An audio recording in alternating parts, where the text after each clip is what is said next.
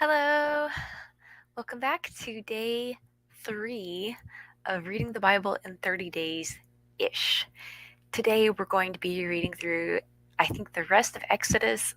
I'm hoping to get through Leviticus 7 as well. I need to pick the pace just a bit. I am going to try for about 3 hours a day to get to my goal. That's about what I need to read out loud. If you are reading your Bible silently in your mind, you will not need as much time. Obviously, you can do with a little bit less, but it's about 100 hours to read the Bible out loud. So we're going to try to do a little bit more, maybe 3 hours a day. I kind of warmed myself up with my 2 hour a day reading, and we're going to try for this. Maybe I can read a little bit more on the weekends too. But that's about what we need to do in order to achieve our goal. Short recap on yesterday. So, yesterday we went from where we had left off before. We started with the creation. God created the heavens and the earth, He created male and female. We had the first marriage. We had um, Satan and his angels. The angels rebelling against God, and then ensnaring man and woman and bringing them into rebellion with God. And then the initiation of this heavenly battle began, followed by God declaring that through Eve, through her lineage, would come a redeemer of all mankind and a blessing. Then we moved on to Noah and the flood. At that time, we talked about how, I don't think we talked about, but at that time, we see that the sons of God were not marrying, but having children with the daughters of men. And this is something that, from some different research that I've done, I think is probably demonic beings that were uh, impregnating human women. And so creating this offspring, which is both human and spiritual. And God said, no. God said, no, we're not going to do this with these, eternal beings um, having children with fleshly women, women who are mortal.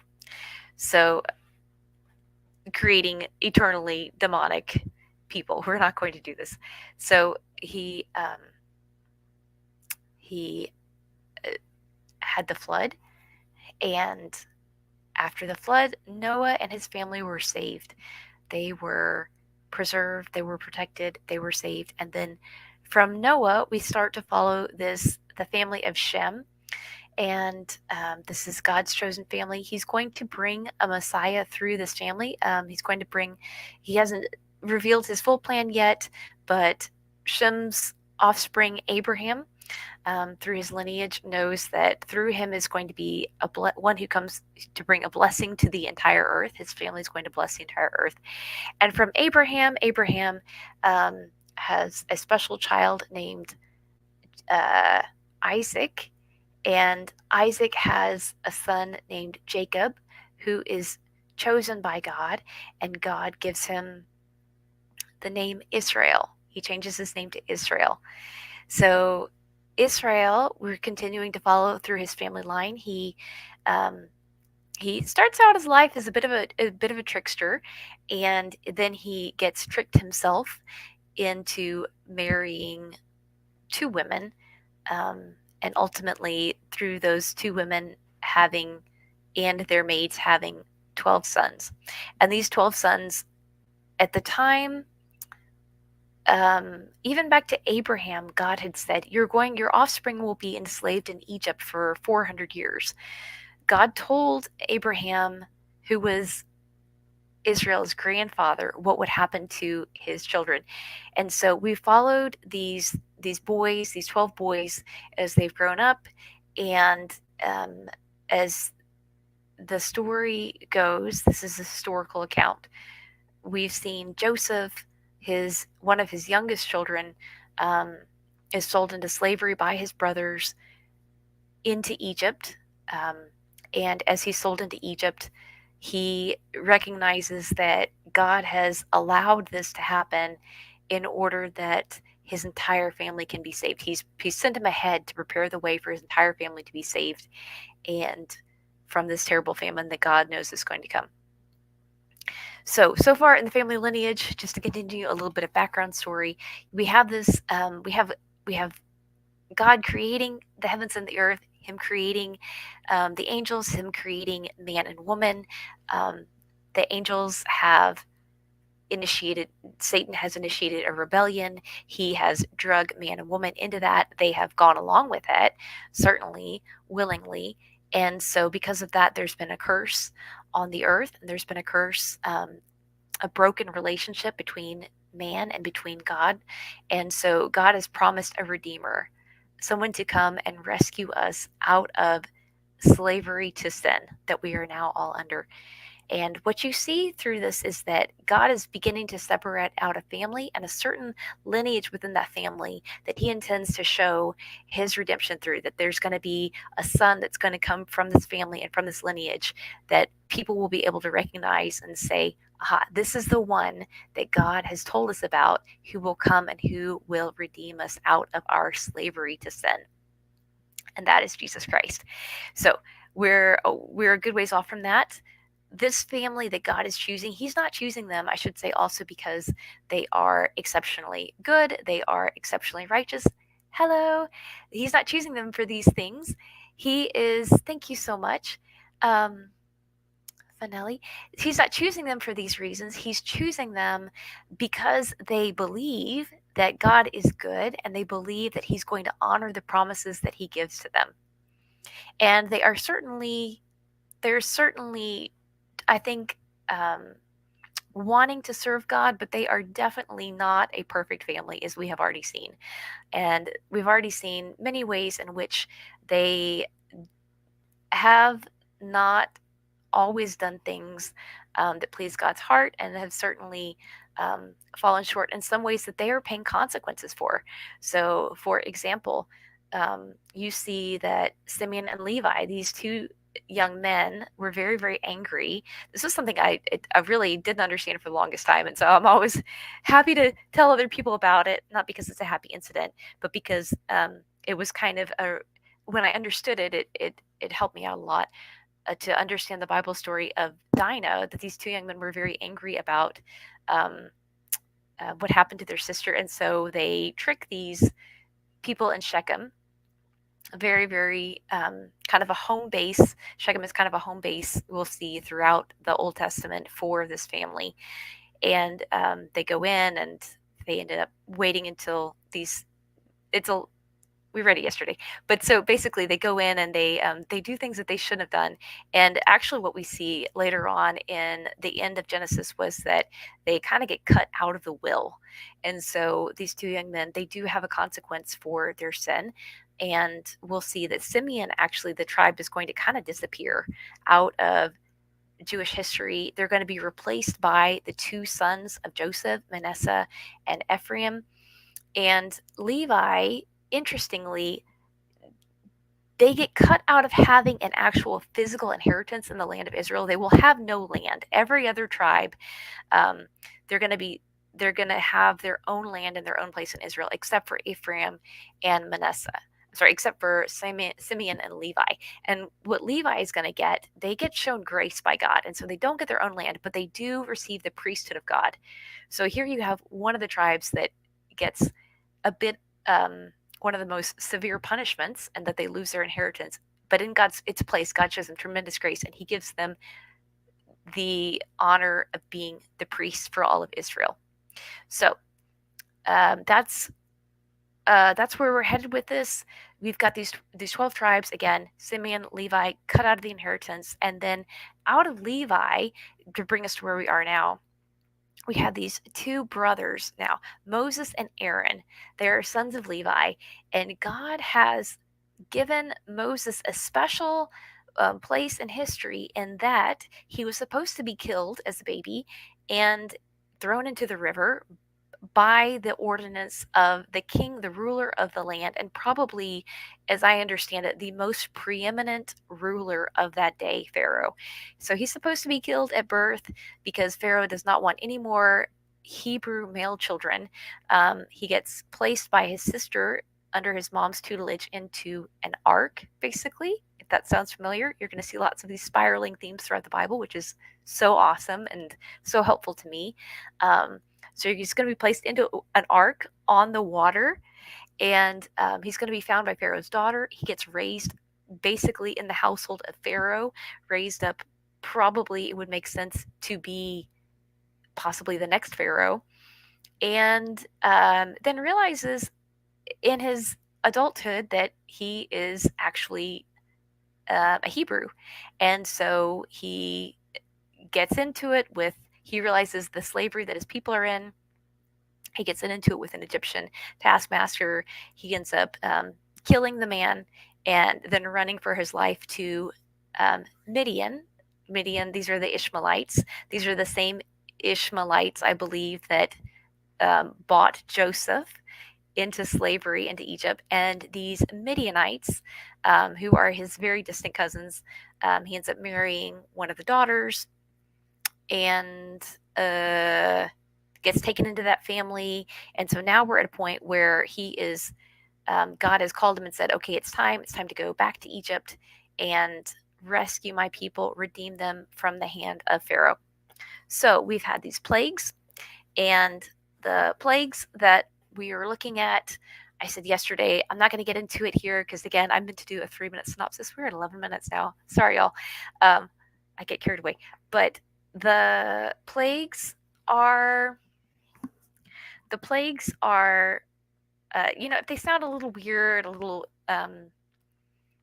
Charlton Heston to you, then I really encourage you look into a little bit more with the deities of Egypt, because God is being very specific in these plagues, and there are specific deities. This whole country, it doesn't seem to have been at the time of Joseph. I can't imagine God would have led them there if that had been the case, and it doesn't seem to have been that this deification of all of these different natural things and this very dark preoccupation that the Egyptians had in their religious system at that time with death, with demonic things, existed at the time of Joseph, but it certainly seems to have evolved into that now. Some 400 years later, this is the way that the country has turned and shifted. And so the Egyptians, especially Pharaoh, are really into worshiping the river, worshiping gods of the underworld, worshiping frogs, all of these different things. And so God is using these different plagues to pinpoint the things that they worship and to showcase his power over the things that they worship, that he is the Lord, he is God, and that these things are not. And also, I think it's kind of ironic, because these people are worshiping frogs, and God says, you want frogs? I'll give you frogs. And he gives them a lot of frogs. So that's that. And now we have just ended off. If I can open my Bible. We have just ended off in just a brief 15-minute summary. We have just ended off in the last plague of darkness.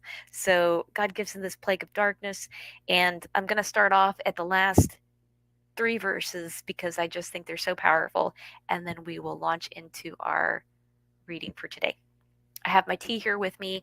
I may need to take a break somewhere in the middle. We'll see. But the Lord hardened Pharaoh's heart, and he would not let them go. Then Pharaoh, I forgot to pray. Okay, here we go. Holy Father, thank you so much for this time to read your word. Thank you for the opportunity to read your word and to just be able to fill my heart with so much of it. I pray that you would use this time, Lord, to bless other people, God, that you would enlighten my heart, God, enlighten the hearts of anyone who hears, Lord, for whatever time they're able to stop in. I pray that you would draw people to hear your word, just the part that they need to hear today, Father, or an extended part, whatever it is, God. I pray that you would reveal yourself to them. Open their eyes, God, to see truth, to understand truth, to walk in truth, Father. I pray this all in your holy name. Amen. Okay, 15-minute introduction. Now we're ready. But the Lord hardened Pharaoh's heart, and he would not let them go. Then Pharaoh said to him, "Get away from me. Take heed to yourself and see my face no more. For in the day you see my face, you shall die." So Moses said, "You have spoken well. I will never see your face again." And the Lord said to Moses, "I will bring one more plague on Pharaoh and on Egypt. Afterward, he will let you go from here. When he lets you go, he will surely drive you out of here altogether. Speak now in the hearing of the people, and let every man ask from his neighbor and every woman from her neighbor articles of silver and articles of gold."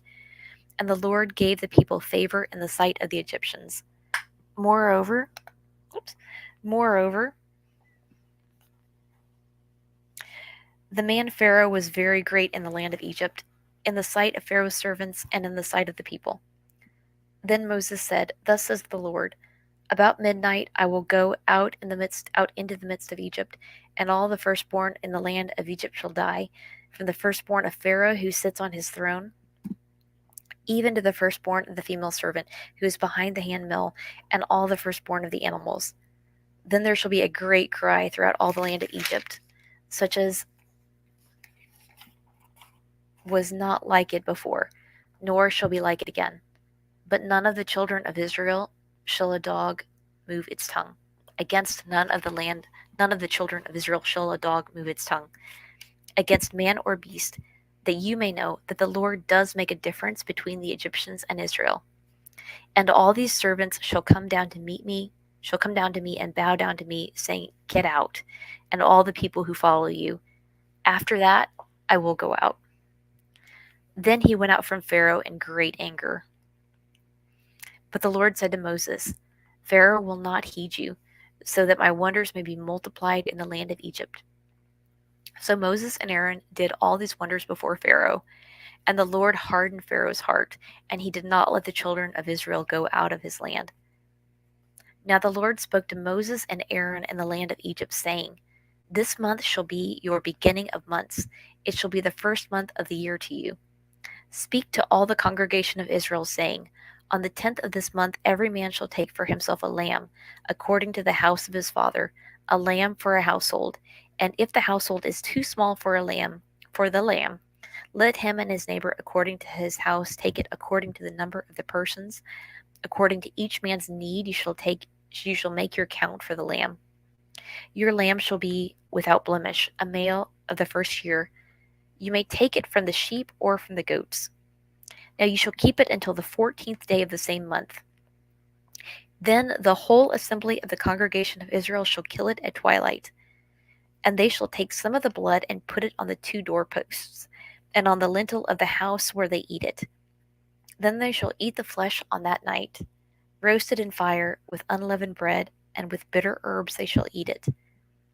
Do not eat it raw, nor boiled at all with water, but roasted in fire, its head with its legs and its entrails. You shall let none of it remain until morning, and what remains of it until morning you shall burn with fire. And thus you shall eat it, with a belt on your waist, your sandals on your feet, and your staff in your hand. So you shall eat it in haste. It is the Lord's Passover. For I will pass through the land of Egypt on that night, and I will strike all the firstborn in the land of Egypt, both man and beast, and against all the gods of Egypt I will execute judgment. I am the Lord. Now the blood shall be a sign for you on the houses where you are. When I see the blood, I will pass over you, and the plague shall not be on you to destroy you when I strike the land of Egypt. So this day shall be to you a memorial. You shall keep it as a feast to the Lord throughout your generations. You shall keep it as a feast by an everlasting ordinance. 7 days you shall eat unleavened bread. On the first day you shall remove leaven from your houses. For whoever eats leavened bread from the first day until the 7th day, that person shall be cut off from Israel. On the first day there shall be a holy convocation, and on the 7th day there shall be a holy convocation for you. No manner of work shall be done on them, but that which everyone must eat, that only may be prepared by you. So you shall observe the feast of unleavened bread, for on the same day I will have brought your armies out of the land of Egypt. Therefore you shall observe this day throughout your generations as an everlasting ordinance.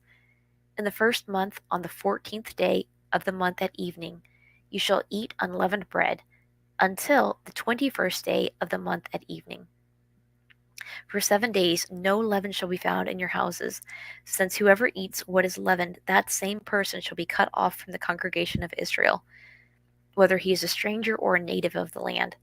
You shall eat nothing leavened, in all your dwellings you shall eat unleavened bread. Then Moses called for all the elders of Israel, and said to them, Pick out and take lambs for yourself according to your families, and kill the Passover lamb. And you shall take a bunch of hyssop, dip it in the blood that is in the basin, and strike the lintel and the two doorposts with the blood that is in the basin. And none of you shall go out of the door of his house until morning. For the Lord will pass through to strike the Egyptians, and when he sees the blood on the lintel and on the two doorposts, the Lord will pass over the door and not allow the destroyer to come into your houses to strike you. And you shall observe this thing as an ordinance for you and for your sons forever. It shall come to pass when you come to the land which the Lord will give you, just as he promised, that he shall keep this service. You shall keep this service. And it shall be when your children say to you, What do you mean by this service? That you shall say, It is the Passover sacrifice of the Lord, who passed over the houses of the children of Israel in Egypt, when he struck the Egyptians and delivered our households. So the people, my Wi Fi is being a little sketchy. So I'm going to plug in, since no one's here right now, I'm going to plug in my Ethernet cord just to guarantee that it's good. Why not? Okay. So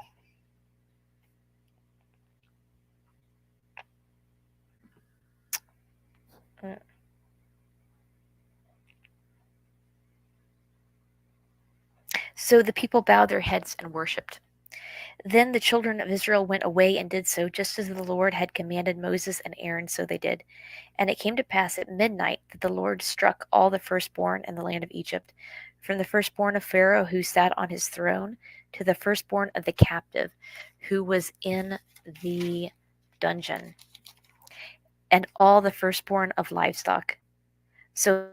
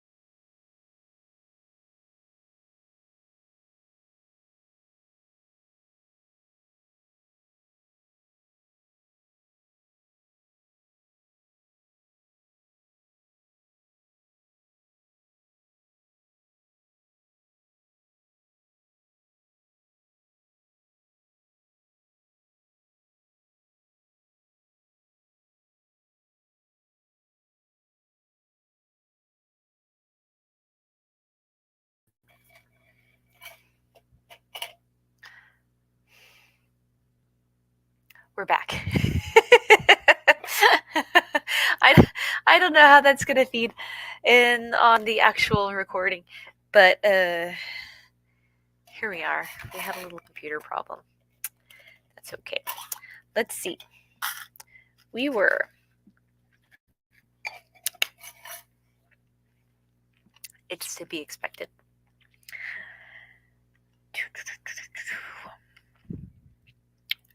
I'm going to start at the top of the page. So Pharaoh rose in the night, he and all his servants and all the Egyptians, and there was a great cry in Egypt, for there was not a house where there was not one dead. Then he called for Moses and Aaron by night, and he said, Rise, go out from among my people, both you and the children of Israel. Go serve the Lord as you have said.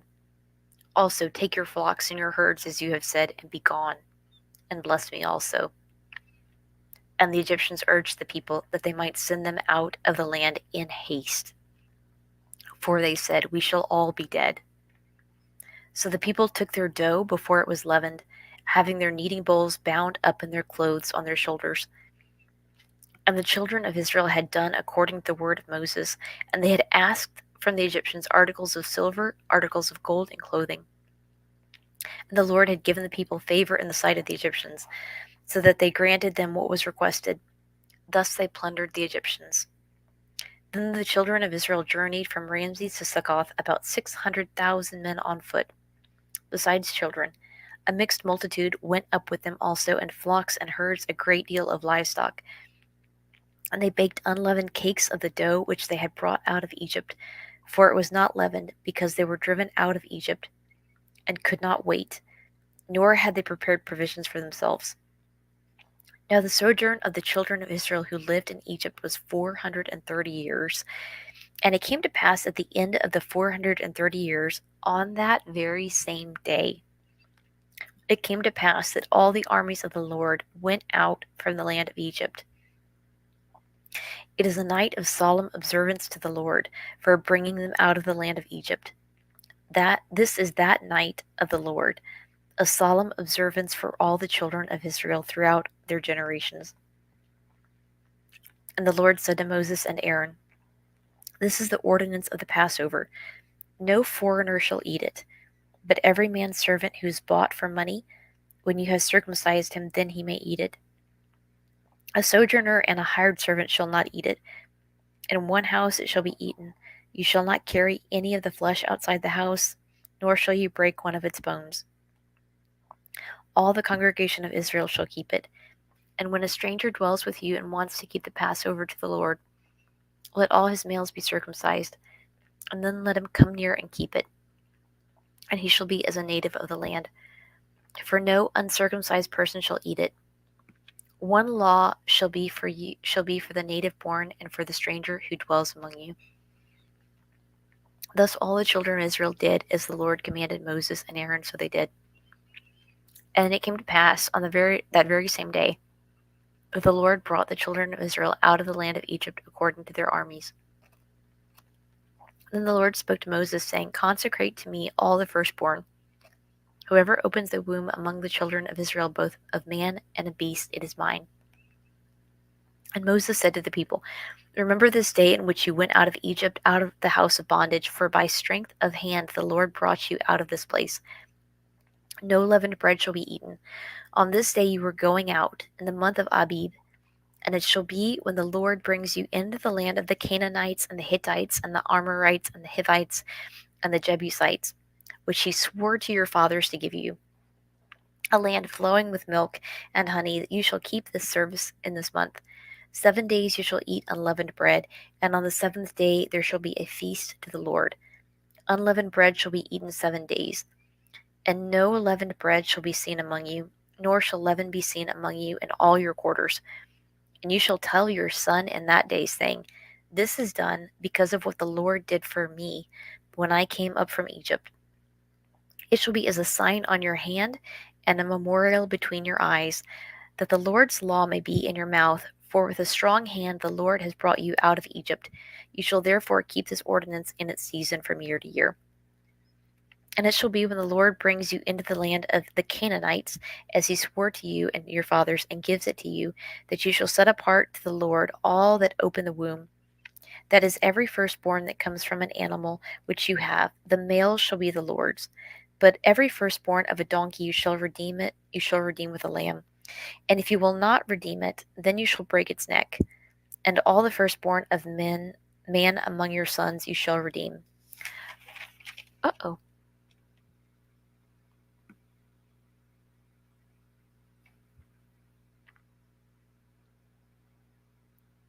It's very strange.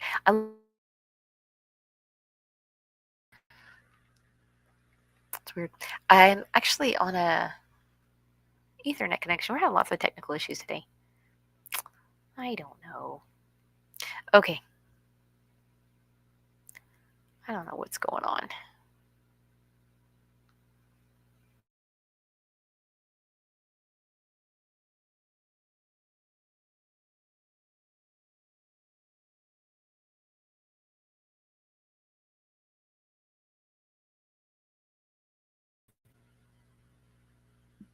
Okay. We knew it wouldn't be all smooth sailing. That's okay. Let's see. Where are we? Oh, thank you so much, Scott. Where were we? I got totally distracted by that. Okay. Son who asks you in that time to come, saying, "What is this?" You shall say to him, "By the strength of the Lord, the strength of hand, the Lord brought us out of Egypt, out of the house of bondage." And it came to pass, when Pharaoh was stubborn about letting us go, that the Lord killed all the firstborn in the land of Egypt, both the firstborn of man and the firstborn of beast. Therefore I sacrifice to the Lord all males that open the womb, but all the firstborn of my sons I redeem.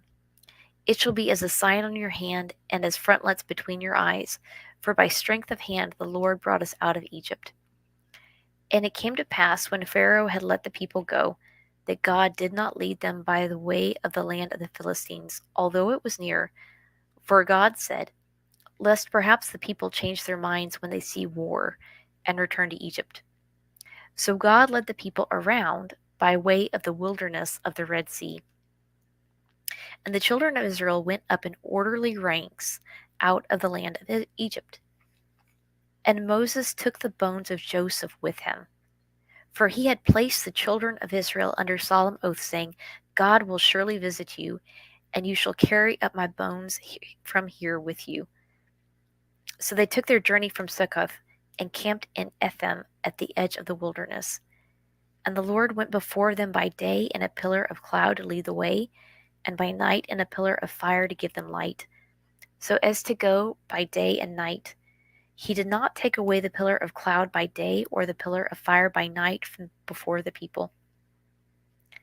Now the Lord spoke to Moses, saying, "Speak to the children of Israel, that they turn and camp before Pi Hath Eroth, between Migdol and the sea, opposite Baal Zephon. You shall camp before it by the sea. For Pharaoh will say of the children of Israel, they are bewildered by the land. The wilderness has closed them in. Then I will harden Pharaoh's heart, so that he will pursue them, and I will gain honor over Pharaoh and over all his army, that the Egyptians may know that I am the Lord." And so they did so. Now it was told the king of Egypt that the people had fled, and the heart of Pharaoh and his servants was turned against the people, and they said, "Why have we done this, that we have let Israel go from serving us?" So he made ready his chariot and took his people with him. Also they took 600 choice chariots, and all the chariots of Egypt with captains over every one of them. And the Lord hardened the heart of Pharaoh, king of Egypt, and he pursued the children of Israel. And the children of Israel went out with boldness. So the Egyptians pursued them, all the horses and chariots of Pharaoh, his horsemen and his army, and overtook them by camping by the sea, near Phi Hath-eroth, before Baal Zephon. And when Pharaoh drew near, the children of Israel lifted their eyes, and behold, the Egyptians marched after them. So they were very afraid, and the children of Israel cried out to the Lord.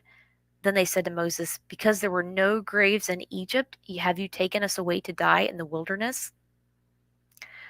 Why have you dealt with us so to bring us up out of Egypt? Is this not the word that we told you in Egypt, saying, Let us alone, that we may serve the Egyptians? For it would have been better for us to serve the Egyptians than that we should die in the wilderness. And Moses said to the people, Do not be afraid, stand still, and see the salvation of the Lord, which he will accomplish for you today. For the Egyptians whom you see today, you shall see again no more forever. The Lord will fight for you, and you shall hold your peace. And the Lord said to Moses, Why do you cry to me?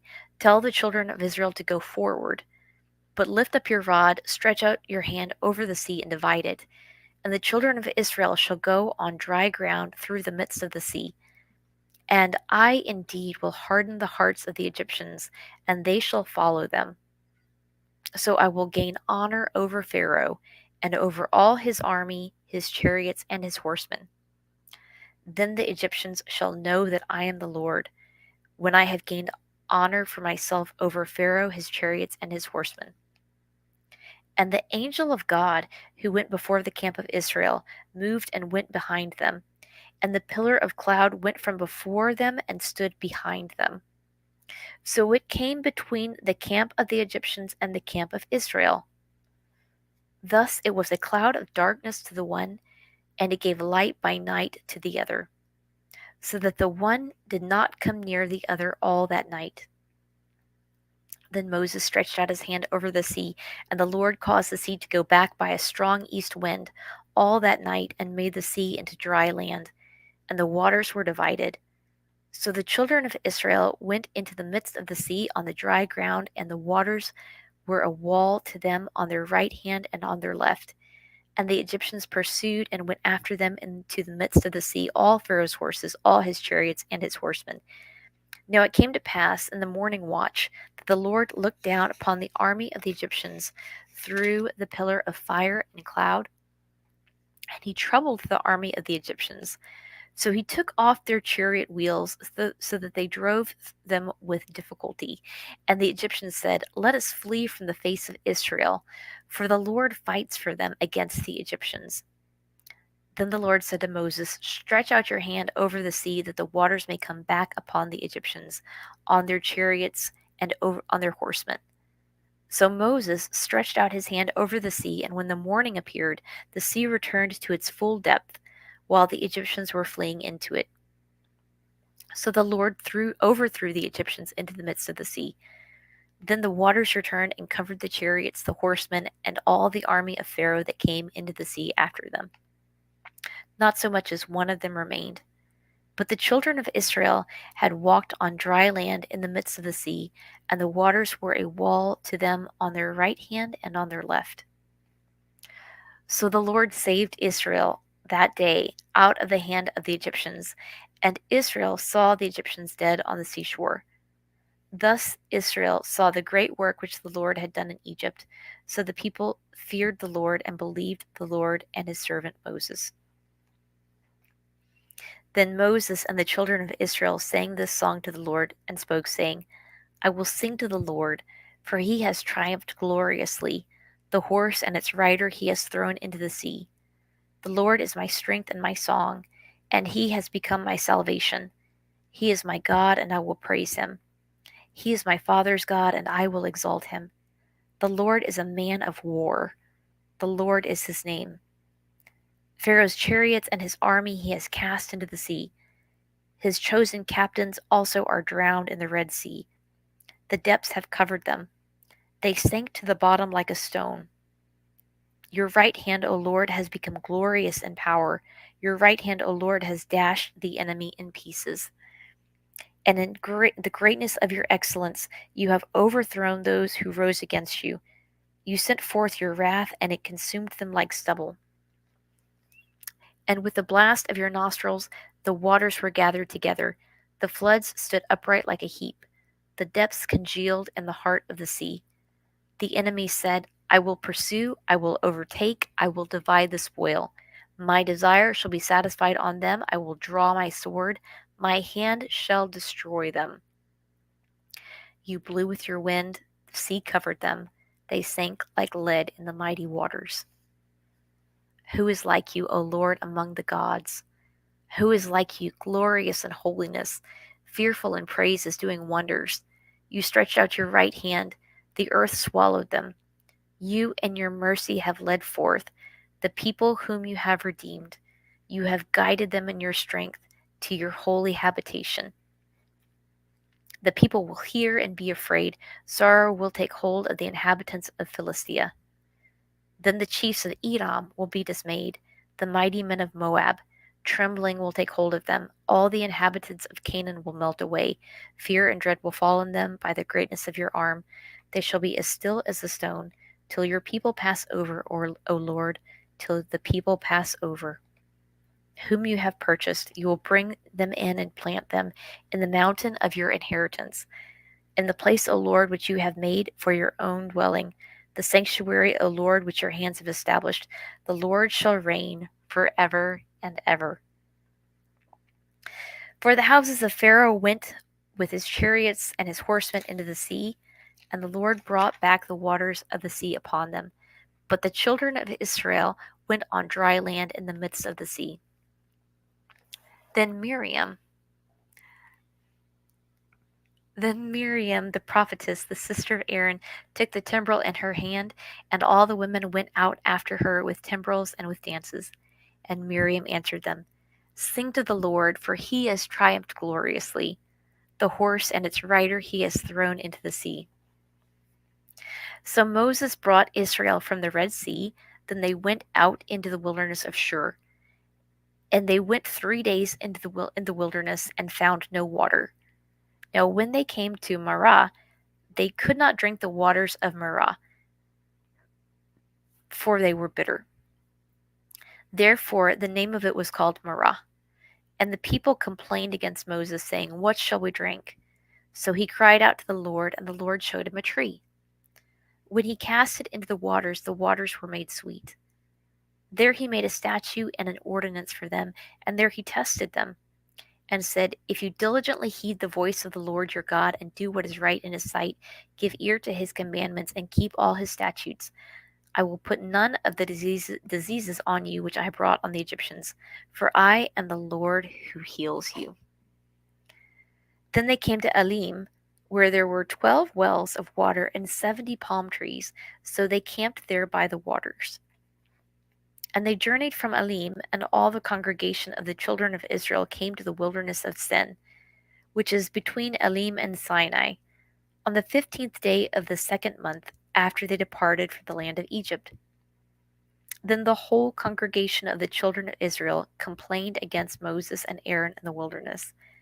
And the children of Israel said to them, Oh, that we had died by the hand of the Lord in the land of Egypt, when we sat by the pots of meat, and when we ate bread to the full. For you have brought us out into the wilderness to kill this whole assembly with hunger. Then the Lord said to Moses, Behold, I will rain bread from heaven for you, and the people shall go out and gather a certain quota every day, that I may test them, whether they will walk in my law or not. And it shall be on the 6th day that they shall prepare what they bring in, and it shall be twice as much as they gather daily. Then Moses and Aaron said to all the children of Israel, At evening you shall know that the Lord has brought you out of the land of Egypt, and in the morning you shall see the glory of the Lord, for he hears your complaints against the Lord. But what are we that you complain against us? Also Moses said, This shall be seen when the Lord gives you meat to eat in the evening, and in the morning bread to the full. For the Lord hears your complaints which you make against him. But what are we? Your complaints are not against us, but against the Lord. Then Moses spoke to Aaron, Say to all the congregation of the children of Israel, Come now before the Lord, for he has heard your complaints. Now it came to pass, as Aaron spoke to the whole congregation of the children of Israel, that they looked toward the wilderness, and behold, the glory of the Lord appeared in the cloud. And the Lord spoke to Moses, saying, I have heard the complaints of the children of Israel. Speak to them, saying, At twilight you shall eat meat, and in the morning you shall be filled with bread, and you shall know that I am the Lord your God. So it was that quail came up at evening and covered the camp, and in the morning a dew lay all around the camp. And when the layer of dew lifted, there on the surface of the wilderness was a small round substance, as fine as frost on the ground. So when the children of Israel saw it, they said to one another, "What is this?" For they did not know what it was. And Moses said to them, "This is the bread which the Lord has given you to eat. This is the thing which the Lord has commanded. Let every man gather it according to each one's need, 1 omer for each person, according to that number of persons, according to the number of persons. Let every man take for those who were in his tent." Then the children of Israel did so and gathered, some more and some less. So when they measured it by omers, he who gathered much had nothing left over, and he who gathered little had no lack. Every man had gathered according to each one's need, and Moses said, "Let no one leave any of it till morning." Notwithstanding, they did not heed Moses, but some of them left part of it until morning, and it bred worms and stank. And Moses was angry with them. So they gathered it every morning, and every man according to his need. And when the sun became hot, it melted. And so it was on the 6th day that they gathered twice as much bread, 2 omers for each one. And all the rulers of the congregation came and told Moses. Then he said to them, "This is what the Lord has said. Tomorrow is a Sabbath rest, a holy Sabbath to the Lord. Bake what you will bake today, and boil what you will boil, and lay up for yourselves all that remains to be kept until morning." So they laid it up till morning, as Moses commanded, and it did not stink, nor were there any worms in it. Then Moses said, "Eat that today, for today is a Sabbath to the Lord. Today you will not find it in the field. 6 days you shall gather, but on the 7th day, the Sabbath, there will be none." Now it happened that some of the people went out on the 7th day to gather, but they found none. And the Lord said to Moses, "How long do you refuse to keep my commandments and my laws? See, the Lord has given you the Sabbath. Therefore he gives you on the 6th day bread for 2 days. Let every man remain in his place. Let no man go out of his place on the 7th day." So the people rested on the 7th day. And the house of Israel called its name manna. And it was like white coriander seed, and the taste of it was like wafers made with honey. Then Moses said, "This is the thing which the Lord has commanded. Fill an omer with it to be kept for your generations, that they may see the bread with which I fed you in the wilderness when I brought you out of the land of Egypt." And Moses said to Aaron, "Take a pot and put an omer of manna in it, and lay it up before the Lord to be kept for your generations." As the Lord commanded Moses, so Aaron laid it up before the testimony to be kept. And the children of Israel ate manna 40 years, until they came to an inhabited land. They ate manna until they came to the border of the land of Canaan. Now an omer is 1/10 of an ephah. Then all the congregation of the children of Israel set out on their journey from the wilderness of Zin, according to the commandment of the Lord, and camped in Rephidim. But there was no water for the people to drink. Therefore the people contended with Moses and said, "Give us water that we may drink." And Moses said, "Why do you contend with me? Why do you tempt the Lord?" And the people thirsted there for water, and the people complained against Moses and said, "Why is it you have brought us up out of Egypt to kill us, our children, and our livestock with thirst?" So Moses cried out to the Lord, saying, "What shall I do with this people? They are almost ready to stone me." And the Lord said to Moses, "Go on before the people, and take with you some of the elders of Israel. Also take in your hand your rod with which you have struck the river, and go. Behold, I will stand before you there on the rock in Horeb, and you shall strike the rock, and water will come out of it, that the people may drink." And Moses did so in the sight of the elders of Israel. So he called the name of the place Massah and Meribah, because of the contention of the children of Israel, and because they were tempted the Lord, saying, "Is the Lord among us or not?" Now Amalek came and fought with Israel in Rephidim. And Moses said to Joshua, "Choose us some men and go out, fight with Amalek. Tomorrow I will stand on the top of the hill with the rod of God in my hand." So Joshua did as Moses said to him, and fought with Amalek. So So Moses, Aaron, and Hur went up to the top of the hill. And so it was when Moses held up his hand that Israel prevailed. And when he let down his hand, Amalek prevailed. But Moses' hands became heavy, so they took a stone and put it under him, and he sat on it. And Aaron and Hur supported his hands on one side, one on the one side and the other side, and his hands were steady until the going down of the sun. So Joshua defeated Amalek and his people with the edge of the sword. Then the Lord said to Moses, "Write this for a memorial in the book, and recount it in the hearing of Joshua, that I will utterly blot out the remembrance of Amalek from under heaven." And Moses built an altar and called its name, "The Lord is my banner." For he said, "Because the Lord has sworn, the Lord will have war with Amalek from generation to generation." And Jethro, the priest of Midian, Moses' father in law, heard of all that God had done for Moses and for Israel, his people, that the Lord had brought Israel out of Egypt. Then Jethro, Moses' father in law, took Zipporah, Moses' wife, after he had sent her back with her 2 sons, of whom the name of one was Gershom, for he said, "I have been a stranger in a foreign land," and the name of the other was Eleazar, for he said, "The God of my father was my help and delivered me from the sword of Pharaoh." And Jethro, Moses' father in law, came with his sons and his wife to Moses in the wilderness, where he was encamped at the mountain of God. Now he had said to Moses, "I, your father in law Jethro, am coming to you with your wife and her 2 sons with her." So Moses went out to meet his father in law, bowed down, and kissed him. And they asked each other about their well being, and they went into the tent. And Moses told his father in law all that the Lord had done to Pharaoh and to the Egyptians for Israel's sake, all the hardship that had come upon them on the way, and how the Lord had delivered them. Then Jethro rejoiced for all the good that the Lord had done for Israel, whom he had delivered out of the hands of the Egyptians. And Jethro said, "Blessed be the Lord, who has delivered you out of the hand of the Egyptians and out of the hand of Pharaoh, and who has delivered the people from under the hand of the Egyptians. Now I know that the Lord is greater than all the gods, for in the very thing in which they behaved proudly, he was above them." Then Jethro, Moses' father in law, took a burnt offering and the other sacrifices to offer to God.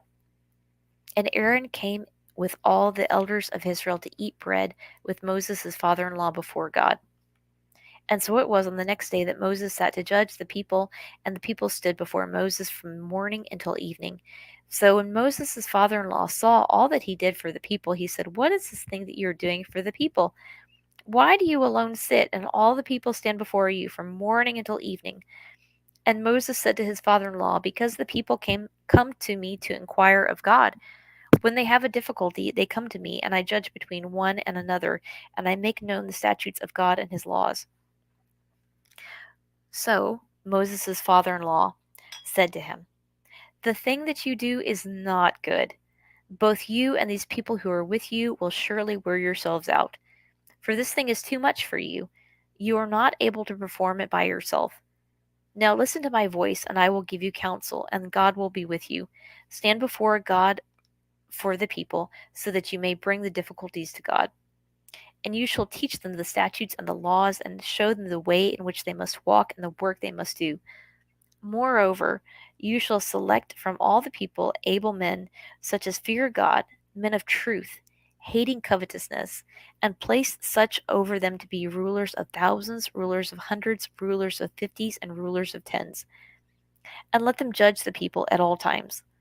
Then it shall be that every great matter they shall bring to you, but every small matter they themselves shall judge. So it will be easier for you, for they will bear the burden with you. If you do this thing, and God so commands you, then you will be able to endure, and all this people will also go to their place in peace." So Moses heeded the voice of his father in law, and did all that he had said. And Moses chose able men out of all Israel, and made them heads over the people, rulers of thousands, rulers of hundreds, rulers of fifties, and rulers of tens. So they judged the people at all times. The hard cases they brought to Moses, but they judged every small case themselves. Then Moses let his father in law depart, and he went his way to his own land. In the 3rd month, after the children of Israel had gone out of the land of Egypt, on the same day, they came to the wilderness of Sinai. For they had departed from Rephidim, and come to the wilderness of Sinai, and camped in the wilderness. So Israel camped there before the mountain. And Moses went up to God, and the Lord called to him from the mountain, saying, Thus you shall say to the children of Jacob, and tell the children of Israel, You have seen what I did to the Egyptians, and how I bore you on eagle's wings, and brought you to myself.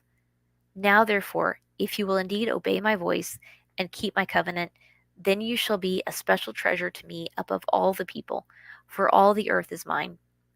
And you shall be to me a kingdom of priests and a holy nation. These are the words which you shall speak to the children of Israel. So Moses came and called for the elders of the people, and laid before them all these words which the Lord commanded him.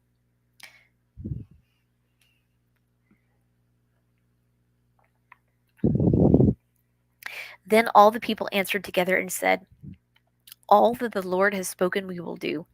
So Moses brought back the words of the people to the Lord.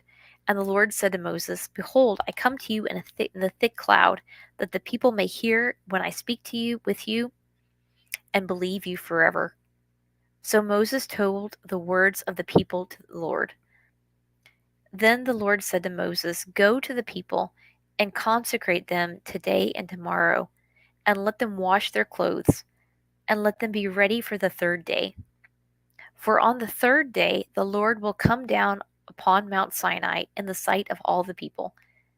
You shall set bounds for the people all around, saying, Take heed to yourselves that you do not go up to the mountain or touch its base. Whoever touches the mountain shall surely be put to death. Not a hand shall touch him, for he shall surely be stoned or shot with an arrow. Whether man or beast, he shall surely not live.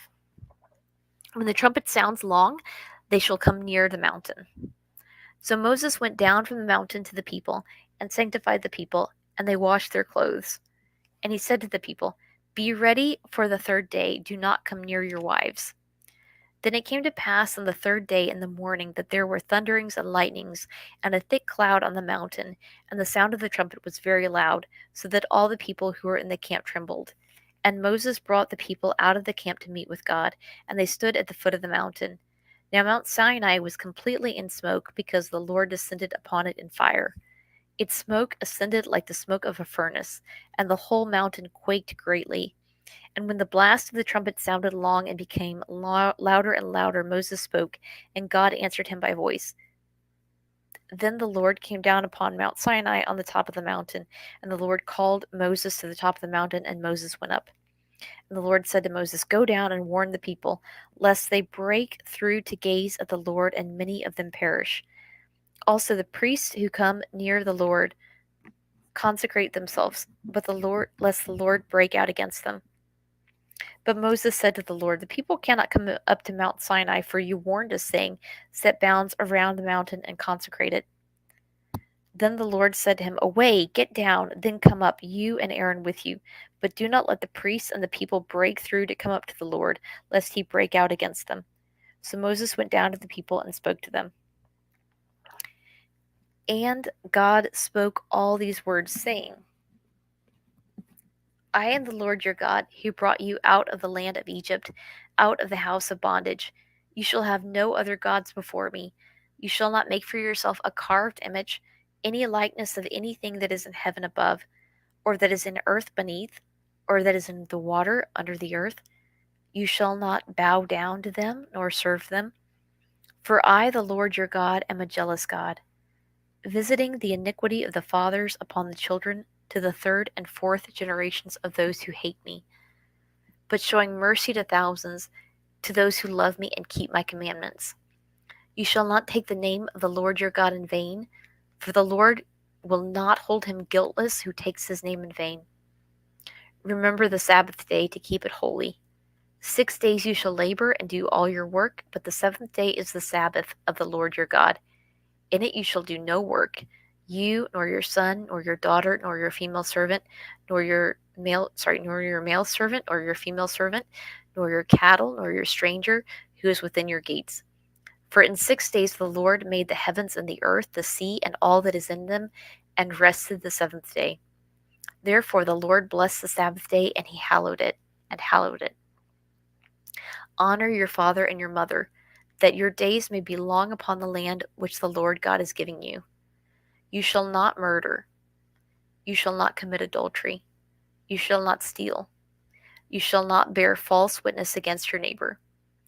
You shall not covet your neighbor's house, nor shall you covet your neighbor's wife, nor his male servant, nor his female servant, nor his ox, nor his donkey, nor anything that is your neighbor's. Now all the people witnessed the thunderings, the lightning flashes, the sound of the trumpet, and the mountain smoking. And when the people saw it, they trembled and stood afar off. Then they said to Moses, You speak with us, and we will hear, but let not God speak with us, lest we die. And Moses said to the people, Do not fear, for God has come to test you, and that his fear may be before you, so that you may not sin. So the people stood afar off, but Moses drew near the thick darkness where God was. Then the Lord said to Moses, Thus you shall say to the children of Israel, You have seen that I have talked with you from heaven. You shall not make anything before me to be with me. You shall not make anything to be with me, gods of silver or gods of gold. You shall not make for yourselves. An altar of earth you shall make for me. You shall sacrifice on it your burnt offerings and your peace offerings, your sheep and your oxen. And every place where I record my name, I will come to you and I will bless you. And if you make me an altar of stone,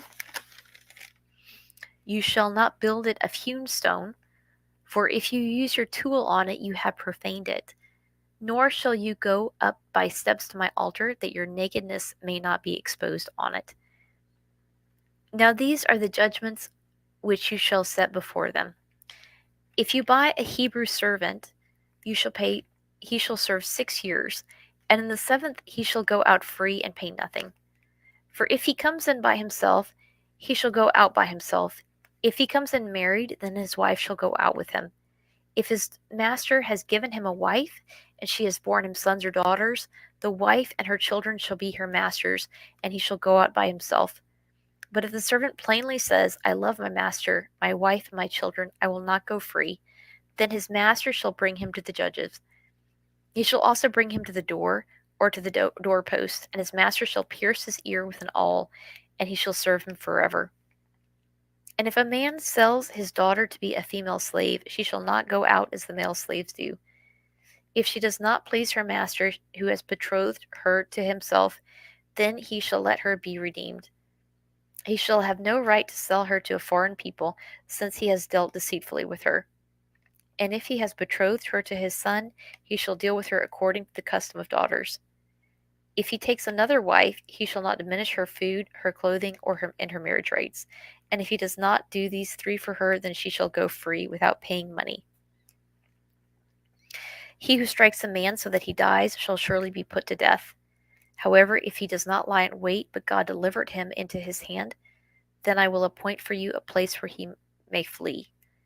But if a man acts with premeditation against his neighbor, to kill him by treachery, you shall take him from my altar, that he may die.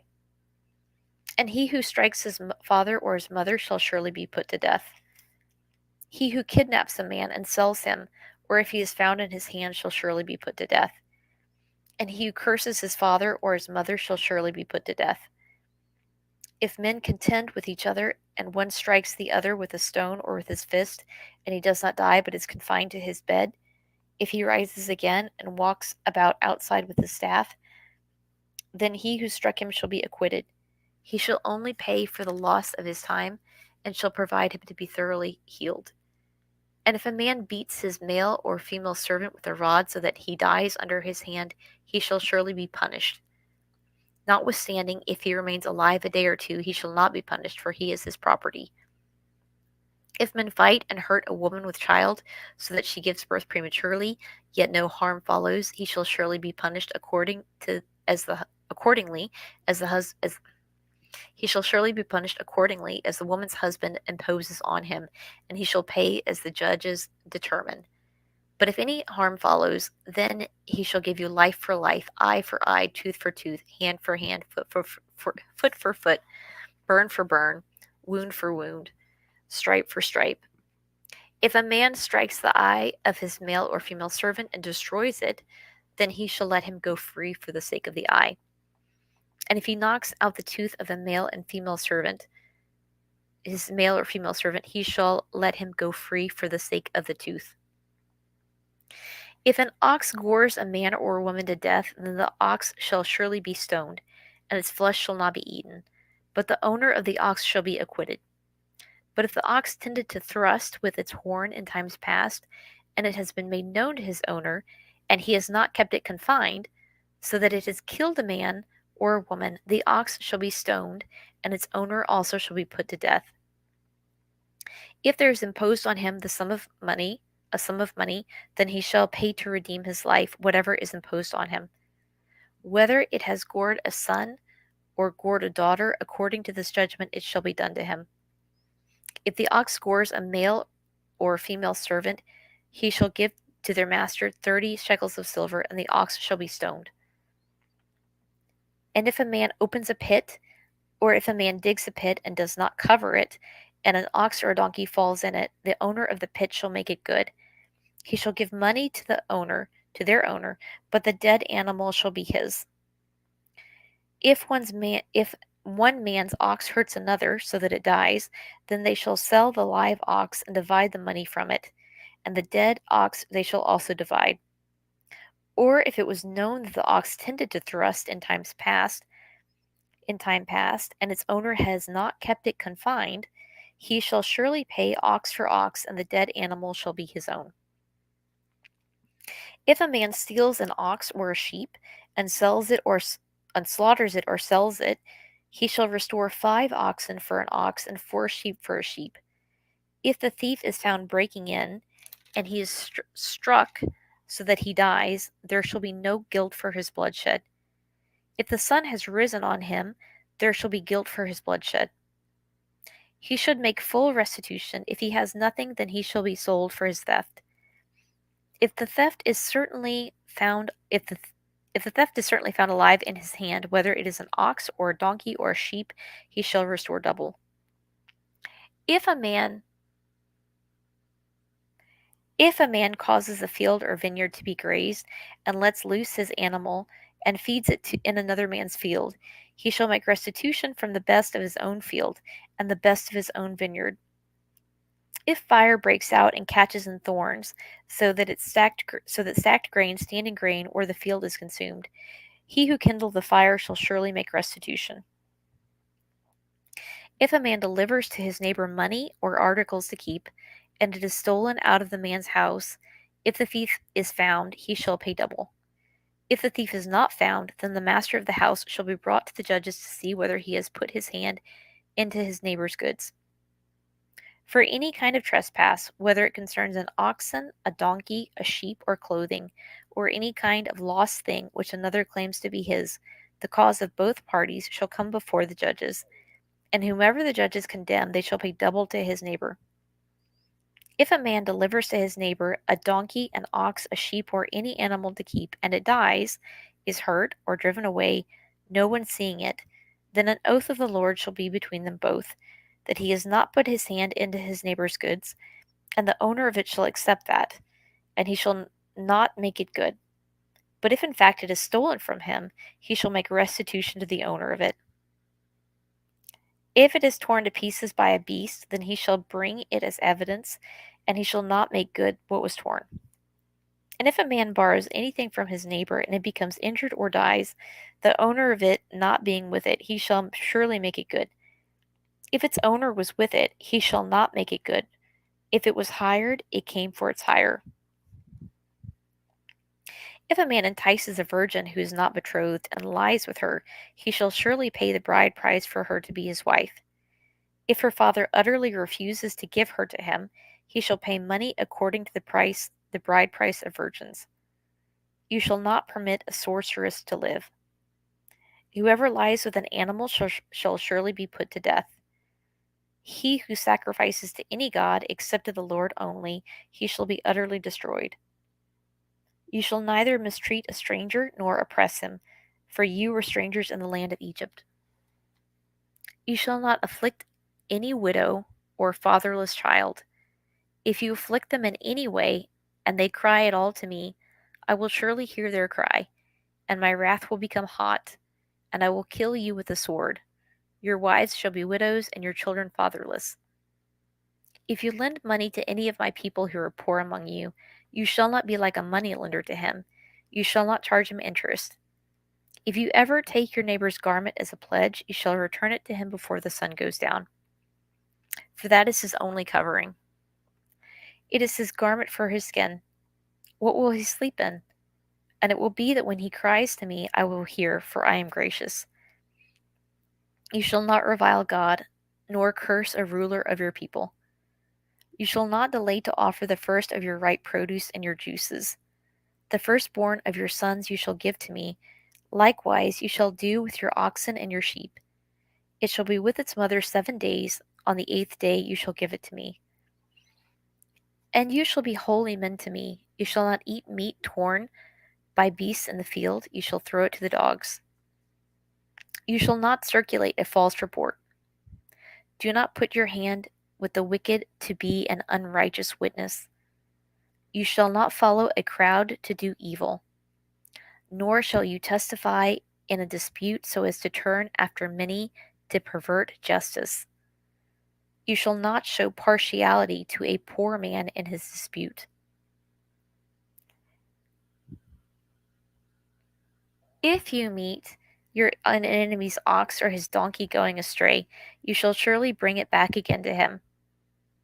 If you see the donkey of one who hates you lying under its burden, and you would refrain from helping it, you shall surely help him with it.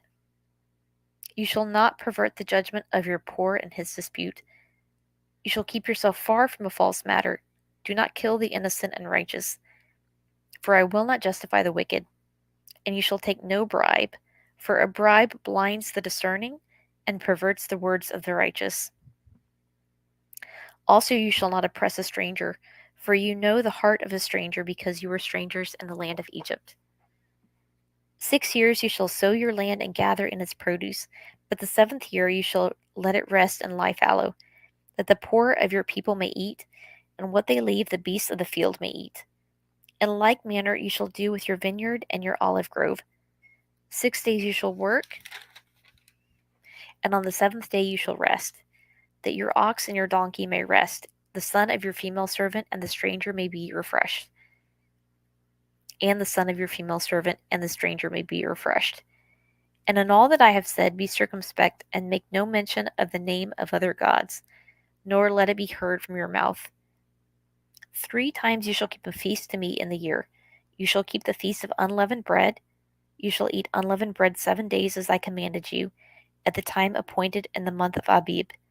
For in it you came out of Egypt. None shall appear before me empty. And the feast of harvest, the firstfruits of your labors by which you have sown in the field, and the feast of ingathering at the end of the year, when you have gathered the fruit of your labors from the field. 3 times in the year all your males shall appear before the Lord God. You shall not offer the blood of my sacrifice with leavened bread, nor the fat of my sacrifice, nor shall the fat of my sacrifice remain until morning. The first of the first fruits of your land you shall bring into the house of the Lord your God.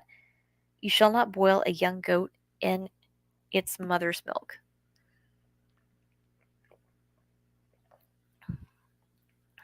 Sorry, I was just looking at the comments here. Behold, I send an angel before you to keep you in the way and bring you into the place which I have prepared. Beware of him and obey his voice. Do not provoke him, for he will not pardon your transgressions, for my name is in him. But if you indeed obey his voice and do all that I speak, then I will be an enemy to your enemies and an adversary to your adversaries. For my angel will go before you and bring you into the Amorites and the Hittites and the Perizzites and the Canaanites and the Hivites and the Jebusites, and I will cut them off. You shall not bow down to their gods nor serve them, nor do according to their works, but you shall utterly overthrow them and completely break down their sacred pillars. So you shall serve the Lord your God, and he will bless your bread and your water, and I will take sickness away from the midst of you. No one shall suffer miscarriage or be barren in your land. I will fulfill the number of your days. I will send my fear before you. I will cause confusion among all the people to whom you come, and will make all your enemies turn their backs to you. And I will send hornets before you, who shall drive out the Hivite, the Canaanite, and the Hittite before you. I will not drive them out from before you in 1 year, lest the land become desolate and the beasts of the field become too numerous for you. Little by little I will drive them out from before you, until you have increased and you inherit the land. And I will set your bounds from the Red Sea to the sea, Philistia, and from the desert to the river. For I will deliver the inhabitants of the land into your hand, and you shall drive them out before you. You shall make no covenant with them, nor with their gods. They shall not dwell in your land, lest they make you sin against me. For if you serve their gods, it will surely be a snare to you.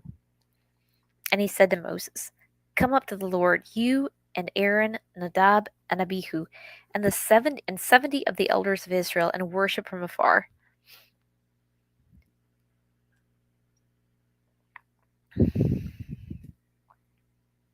And Moses alone shall come near the Lord.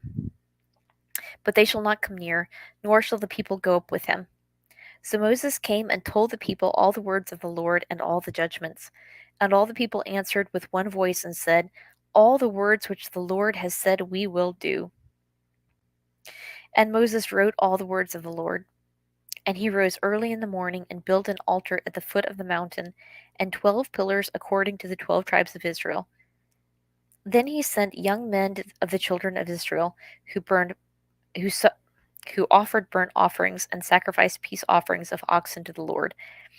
And Moses took half the blood and put it in basins, and half the blood he sprinkled on the altar.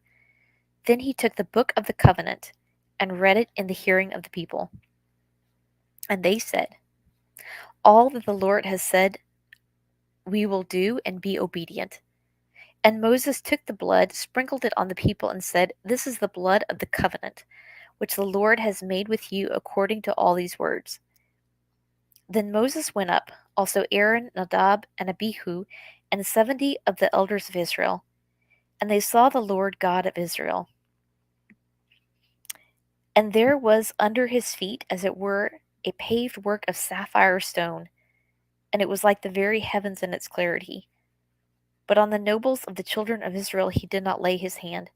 So they saw God, and they ate and drank. Then the Lord said to Moses, Come up to me on the mountain and be there, and I will give you tablets of stone, and the law and commandments which I have written, that you may teach them. So Moses arose with his assistant Joshua, and Moses went up to the mountain of God. And he said to the elders, Wait here for us, we will come back until we come back to you. Indeed, Aaron and Hur are with you. If any man has a difficulty, let him go to them. Then Moses went up into the mountain, and a cloud covered the mountain. Now the glory of the Lord rested on Mount Sinai, and the cloud covered it 6 days. And on the 7th day he called Moses out of the midst of the cloud. The sight of the glory of the Lord was like a consuming fire on the top of the mountain in the eyes of the children of Israel. So Moses went into the midst of the mount of the cloud and went up into the mountain. And Moses was on the mountain 40 days and 40 nights. Then the Lord spoke to Moses, saying, Speak to the children of Israel, that they may bring me an offering.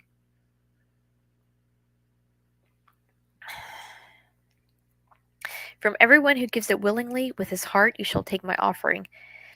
And this is the offering which you shall take from them: gold, silver, bronze, blue, purple, and scarlet thread, fine linen and goat's hair, ram skins dyed red, badger skins, and acacia wood, oil for the light, spices and spices for the anointing oil, and for the sweet incense, onyx stones and stones to be set in the ephod and in the breastplate. And let them make me a sanctuary, that I may dwell among them. According to all that I show you, that is, the pattern of the tabernacle, and the pattern of all its furnishings, just so you shall make it. And they shall make an ark of acacia wood. 2.5 cubits shall be its length, and 1.5 cubits its width, and 1.5 cubits its height. And you shall overlay it with pure gold. Inside and out you shall overlay it, and shall make on it a molding of gold all around. You shall cast 4 rings of gold for it, and put them in its 4 corners. 2 rings shall be on one side, and 2 rings on the other side. And you shall make poles of acacia wood and overlay them with gold. You shall put the poles into the rings on the sides of the ark, that the ark may be carried by them. The poles shall be in the rings of the ark, they shall not be taken from it. And you shall put into the ark the testimony which I will give you. You shall make a mercy seat of pure gold. 2.5 cubits shall be its length, and a cubit and half its width. And you shall make 2 cherubim of gold of hammered work. You shall make them at the 2 ends of the mercy seat. Make 1 cherub at one end, and the other cherub at the other end. You shall make the cherub at the 2 ends of it one piece with the mercy seat. And the cherubim shall stretch out their wings above, covering the mercy seat with their wings, and they shall face one another. The faces of the cherubim shall be toward the mercy seat. You shall put the mercy seat on top of the ark, and in the ark you shall put the testimony that I will give you. And there I will meet with you, and I will speak with you from above the mercy seat, from between the 2 cherubim which are on the ark of the testimony, about everything which I will give you in commandment to the children of Israel.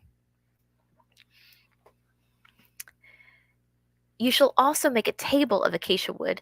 2 cubits shall be its length, a cubit its width, and a cubit and a half its height. And you shall overlay it with pure gold, and make a molding of gold all around. You shall make for it a frame of handbreadth all around. You shall make a gold molding for the frame all around. You shall make for it 4 rings of gold, and put the rings on the 4 corners that are its 4 legs. The rings shall be close to the frame as holders for the poles to bear the table. And you shall make the poles of acacia wood, and overlay them with gold, that the table may be carried with them. You shall make its dishes, its pans, its pitchers, and its bowls for pouring. You shall make them of pure gold. You shall set the showbread on the table before me always.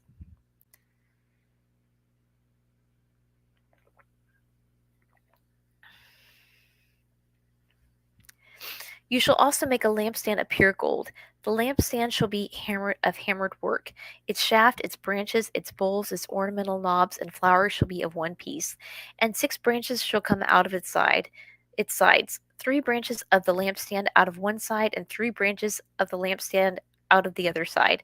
3 bowls shall be made like almond blossoms on one branch, with an ornamental knob and a flower, and 3 bowls like almond blossoms on the other branch, with an ornamental knob and a flower. So for the 6 branches that come out of the lampstand. And so for the 6 branches that come out of the lampstand. On the lampstand itself 4 bowls shall be made like almond blossoms, each with its ornamental knob and flower. There shall be a knob under the first 2 branches of the same, a knob under the second 2 branches of the same, and a knob under the third 2 branches of the same, according to the 6 branches that extend from the lampstand. Their knobs and their branches shall be one of one piece. All of it shall be one hammered piece of pure gold. You shall make 7 lamps for it. They shall arrange its lamps so that they give light in front of it. And its wick trimmers and their trays shall be of pure gold. It shall be made of 1 talent of pure gold with all these utensils. And see to it that you make them according to the pattern which was shown you on the mountain. Moreover, you shall make the tabernacle with 10 curtains of fine woven linen and blue, purple, and scarlet thread, with artistic designs of cherubim. You shall weave them. The length of each curtain shall be 28 cubits, and the width of each curtain 4 cubits. And every one of the curtains shall have the same measurements. 5 curtains shall be coupled to one another, and the other 5 curtains shall be coupled to one another. And you shall make loops of blue yarn on the edge of the curtain and on the selvage of one set, and likewise you shall do on the outer edge of the other curtain on the second set. 50 loops you shall make in one curtain, and 50 loops you shall make on the edge of the curtain that is on the end of the second set, that the loops may be clasped to one another. You shall make 50 clasps of gold, and couple the curtains together with the clasps, so that it may be one tabernacle. You shall also make curtains of goat's hair to be a tent over the tabernacle. You shall make 11 curtains. The length of each curtain shall be 30 cubits, and the width of each curtain shall be four cubits. The width of each curtain 4 cubits, and the 11 curtains shall all have the same measurements. And you shall couple 5 curtains by themselves and 6 curtains by themselves, and you shall double over the 6th curtain at the forefront of the tent. You shall make 50 loops on the edge of the curtain that is outermost in one set, and 50 loops on the edge of the curtain in the second set, and you shall make 50 bronze clasps. Put the clasps into the loops, and couple the tent together that it may be one. The remnant that remains of the curtains of the tent, the half curtain that remains, shall hang over the back of the tabernacle, and a cubit on one side and a cubit on the other side of what remains of the length of the curtains of the tent shall hang over the sides of the tabernacle, on this side and on that side to cover it. You shall also make a covering of ram skins dyed red for the tent, and a covering of badger skins above that. And for the tabernacle you shall make the boards of acacia wood, standing upright. 10 cubits shall be the length of a board, and a cubit and a half shall be the width of each board. 2 tenons shall be in each board for binding one to another. Thus you shall make for all the boards of the tabernacle. And you shall make the boards for the tabernacle, 20 boards for the south side. You shall make 40 sockets of silver under the 20 boards, 2 sockets under each of the boards for its 2 tenons. And for the second side of the tabernacle, the north side, there shall be 20 boards, and their 40 sockets of silver, 2 sockets under each of the boards. For the far side of the tabernacle westward, you shall make 6 boards. And you shall also make 2 boards for the back corners of the tabernacle. They shall be coupled together at the bottom, and they shall be coupled together at the top by one ring. Thus it shall be for both of them. They shall be for the 2 corners. So there shall be 8 boards with their sockets of silver, 16 sockets, 2 sockets under each of the boards. And you shall make bars of acacia wood, 5 for the boards on one side of the tabernacle, 5 bars for the boards on the other side of the tabernacle, and 5 bars for the boards of the side of the tabernacle for the far side westward. The middle bar shall pass through the midst of the boards from end to end. You shall overlay the boards with gold, make their rings of gold as holders for the bars, and overlay the bars with gold. And you shall raise up the tabernacle according to its pattern which you were shown on the mountain. You shall make a veil woven of blue, purple, and scarlet thread, and fine woven linen. It shall be woven with an artistic design of cherubim. You shall hang it upon the 4 pillars of acacia wood overlaid with gold. Their hooks shall be gold upon 4 sockets of silver, and you shall hang the veil from the clasps. When you shall bring the ark of the testament, and then you shall bring the ark of the testimony in there behind the veil. The veil shall be a divider for you between the holy place and the most holy. You shall put the mercy seat upon the ark of the testimony in the most holy. You shall set the table outside the veil, and the lampstand across from the table on the side of the tabernacle toward the south, and you shall put the table on the north side. You shall make a screen for the door of the tabernacle, woven of blue, purple, and scarlet thread, and fine woven linen made by a weaver. You shall make for the screen 5 pillars of acacia wood, and overlay them with gold. Their hooks shall be gold, and you shall cast 5 sockets of bronze for them. You shall make an altar of acacia wood, 5 cubits long and 5 cubits wide. The altar shall be square, and its height shall be 3 cubits. You shall make its horns on its 4 corners. Its horns shall be of one piece with it, and you shall overlay it with bronze. Also, you shall make its pans to receive its ashes, its shovels and its basins and its forks and its fire pans. You shall make all its utensils of bronze. You shall make a grate for it, a network of bronze, and on the network you shall make 4 bronze rings at its 4 corners. You shall put it under the rim of the altar beneath, that the network may be midway up the altar. And you shall make poles for the altar, poles of acacia wood, and overlay them with bronze. The poles shall be put into the rings, and the poles shall be on the 2 sides of the altar to bear it. You shall make it hollow with boards, as it was shown you on the mountain, so they shall make it.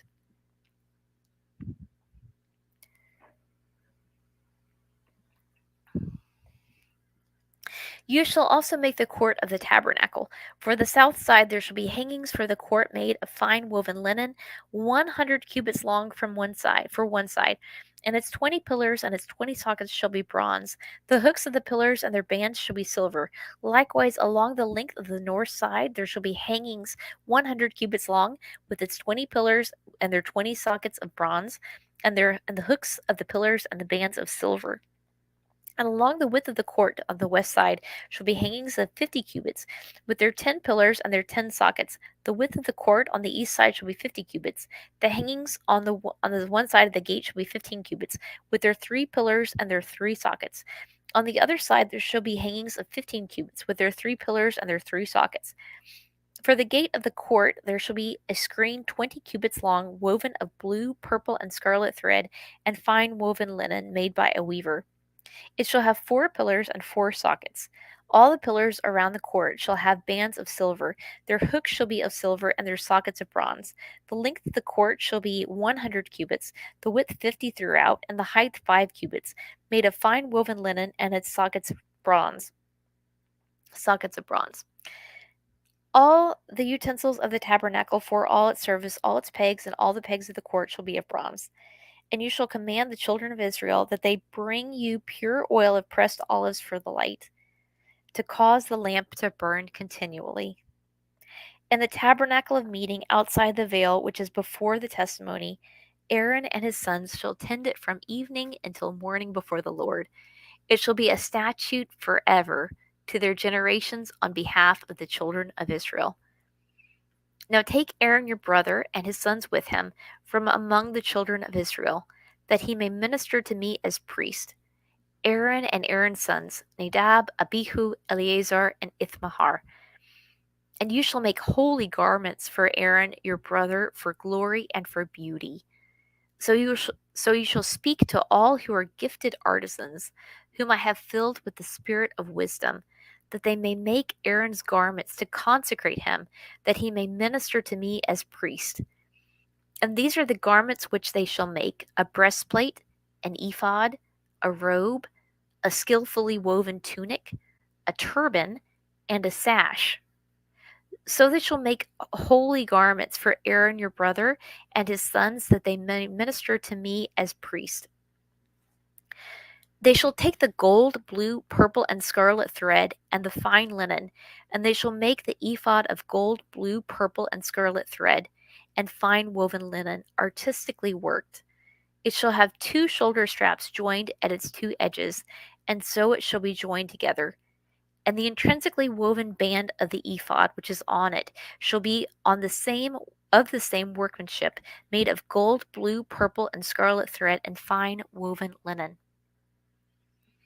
Then you shall take 2 onyx stones and engrave on them the names of the sons of Israel, 6 of their names on one stone, and 6 names on the other stone, in order of their birth, with the work of an engraver in stone, like the engravings of the signet. You shall engrave the 2 stones with the names of the sons of Israel. You shall set them in settings of gold. And you shall put the 2 stones on the shoulders of the ephod as memorial stones for the sons of Israel. So Aaron shall bear their names before the Lord on his 2 shoulders as a memorial.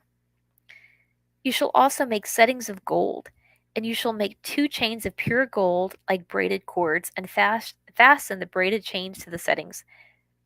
You shall make the breastplate of judgment.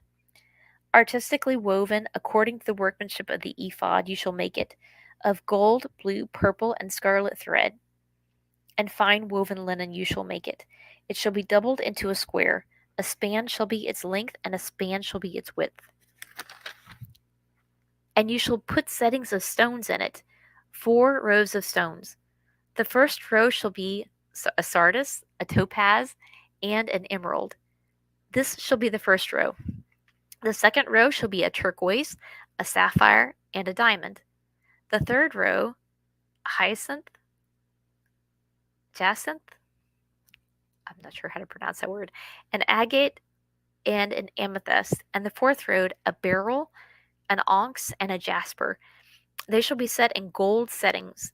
And the stones shall have the names of the sons of Israel, 12 according to their names, like the engravings of a signet, each one with its own name.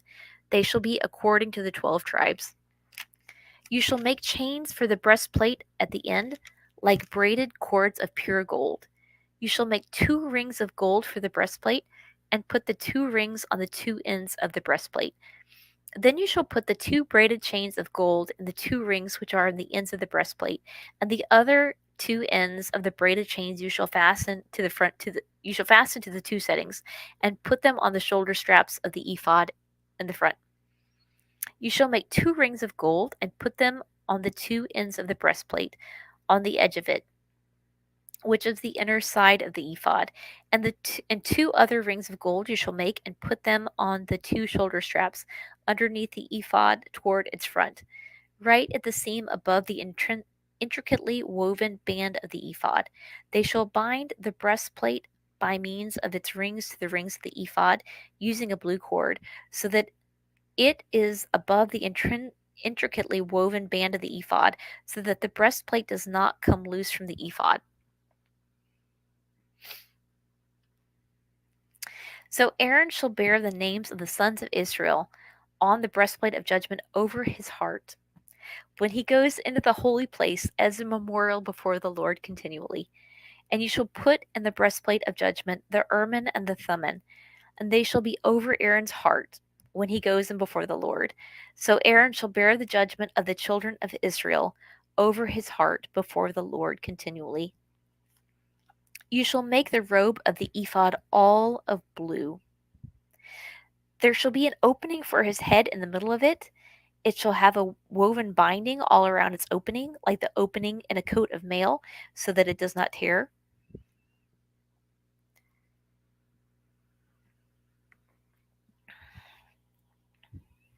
And upon its hem you shall make pomegranates of blue, purple, and scarlet, all around its hem, and bells of gold between them all around. A gold bell and a pomegranate, a golden bell and a pomegranate, a golden bell and a pomegranate, upon the hem of the robe all around. And it shall be upon Aaron when he ministers, and its sound will be heard when he goes into the holy place before the Lord, and when he comes out, that he may not die.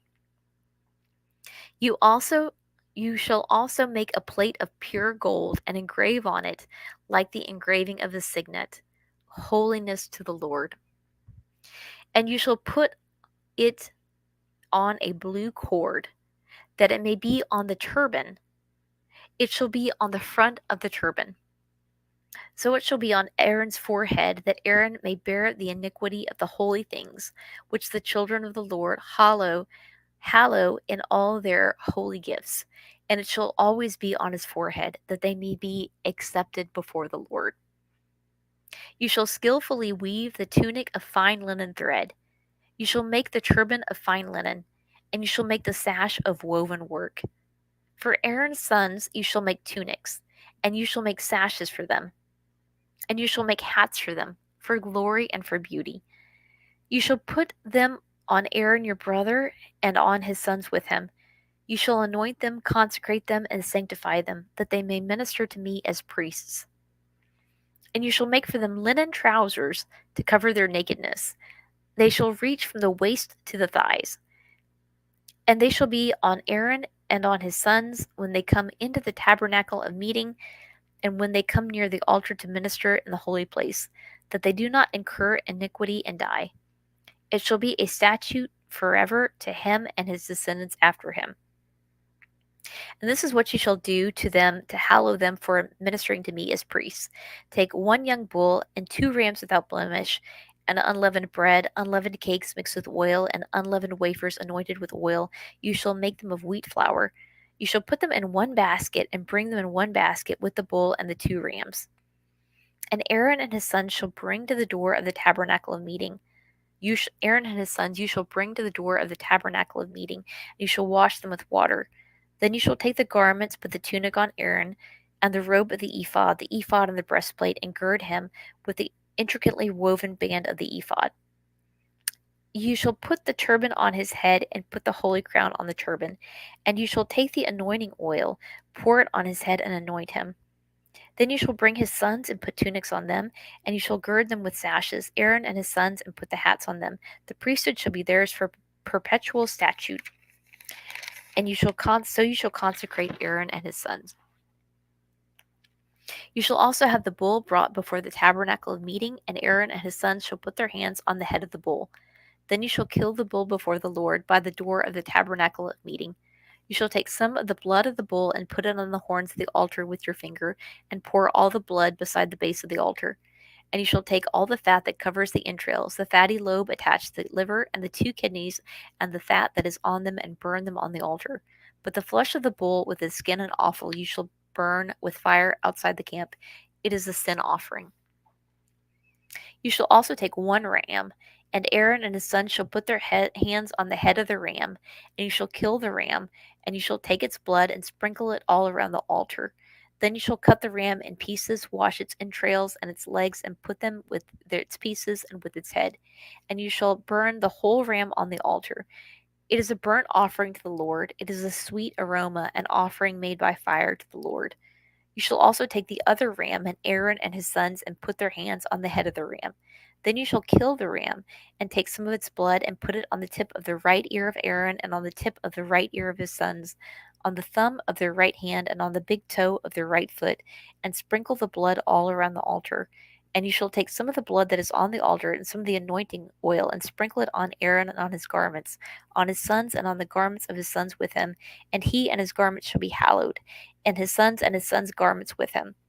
And you shall take the fat of the ram, the fat tail, the fat that covers the entrails, the fatty lobe attached to the liver, the 2 kidneys and the fat on them, the right thigh, for it is a ram of consecration, 1 loaf of bread, 1 cake made with oil, and 1 wafer from the basket of the unleavened bread that is before the Lord. And you shall put all these in the hands of Aaron and in the hands of his sons. And you shall wave them as a wave offering before the Lord.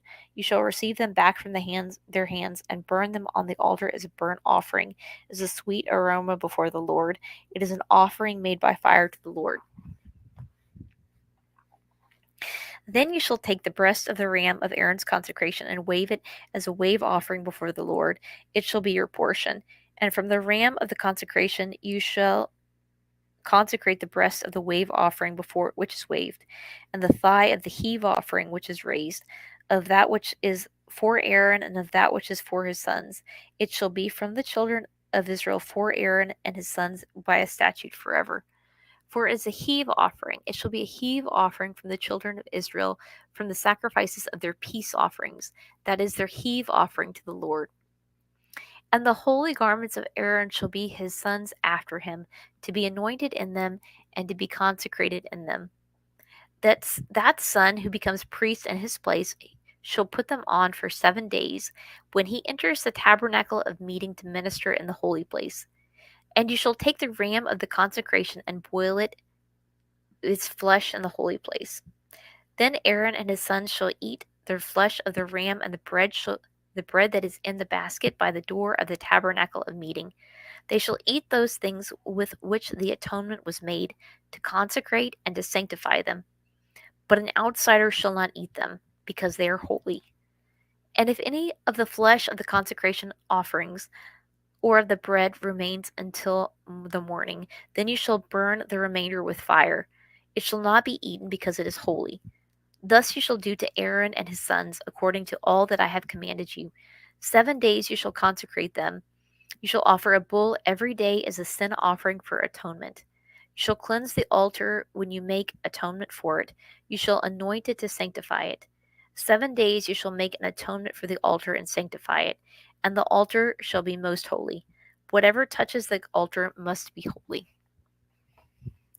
Now this is what you shall offer on the altar: 2 lambs of the first year, day by day continually. 1 lamb you shall offer in the morning, and the other lamb you shall offer at twilight. With the 1 lamb shall be 1/10 of an ephah of flour, mixed with 1/4 of a hin of pressed oil, and 1/4 of a hin of wine as a drink offering. And the other lamb you shall offer at twilight, and you shall offer with it the grain offering and the drink offering as in the morning for a sweet aroma, an offering made by fire to the Lord. This shall be a continual burnt offering throughout your generations at the door of the tabernacle of meeting before the Lord, where I will meet you to speak with you. And there I will meet with the children of Israel, and the tabernacle shall be sanctified by my glory. So I will consecrate the tabernacle of meeting and the altar. I will also consecrate both Aaron and his sons to minister to me as priests. I will dwell among the children of Israel and will be their God. And they shall know that I am the Lord their God who brought them up out of the land of Egypt, and that I dwell among them. I am the Lord their God. You shall make an altar to burn incense on. You shall make it of acacia wood. A cubit shall be its length, and a cubit its width. It shall be square, and 2 cubits shall be its height. Its horns shall be of one piece with it. And you shall overlay its top, its sides all around, and its horns with pure gold. And you shall make for it a molding of gold all around. 2 gold rings you shall make for it under the molding on both its sides. You shall take you, you shall place them on its 2 sides, and they will be holders for the poles with which to bear it. You shall make the poles of acacia wood and overlay them with gold. You shall put it before the veil that is before the ark of the testimony, before the mercy seat that is over the testimony, where I will meet with you. Aaron shall burn on it sweet incense every morning. When he tends the lamps, he shall burn incense on it. And when Aaron lights the lamps at twilight, he shall burn incense on it, a perpetual incense before the Lord throughout your generations. You shall not offer strange incense on it, or a burnt offering, or a grain offering, nor shall you pour a drink offering on it.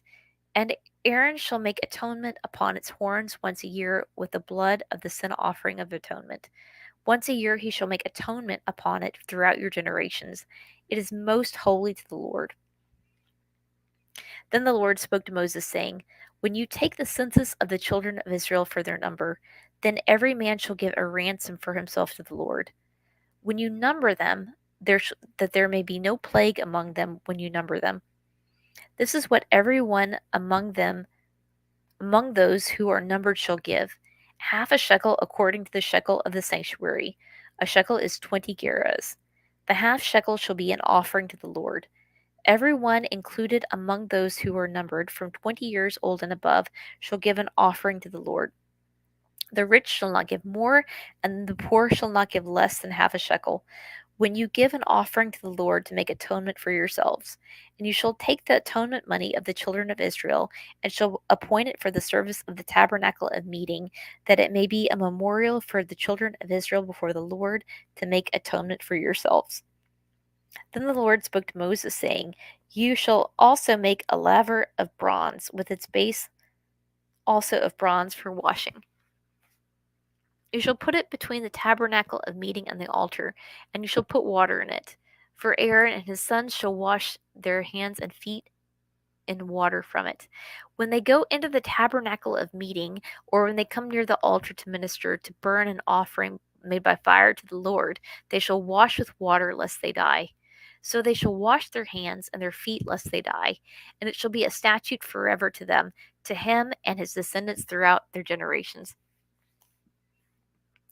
Moreover, the Lord spoke to Moses, saying, Also take for yourselves quality spices, 500 shekels of liquid myrrh, half as much sweet smelling cinnamon, 250 shekels, 250 shekels of sweet smelling cane, 500 shekels of cassia, according to the shekel of the sanctuary, and a hin of olive oil. And you shall make from these a holy anointing oil, an ointment compounded according to the art of the perfumer. It shall be a holy anointing oil. With it you shall anoint the tabernacle of meeting and the ark of the testimony,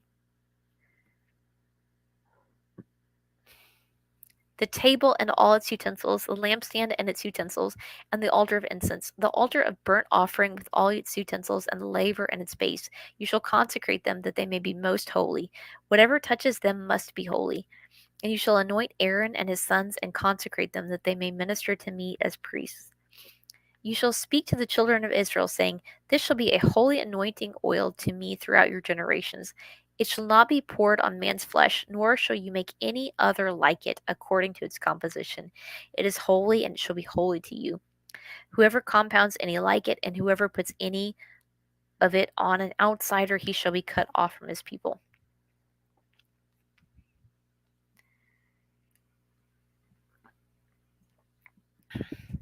And the Lord said to Moses, take sweet spices, stocked, and onca and galbanum, and pure frankincense with these sweet spices. There shall be equal amounts of each. You shall make of these an incense, a compound, according to the art of the perfumer, salted, pure, and holy. And you shall beat some of it very fine, and put some of it before the testimony in the tabernacle of meeting, where I will meet with you. It shall be most holy to you. But as for the incense which you shall make, you shall not make any for yourselves according to its composition. It shall be to you holy for the Lord. Whoever makes any like it to smell it shall be cut off from his people. Then the Lord spoke to Moses, saying, see, I have called by name Bezaleel the son of Uri, the son of Hur, of the tribe of Judah.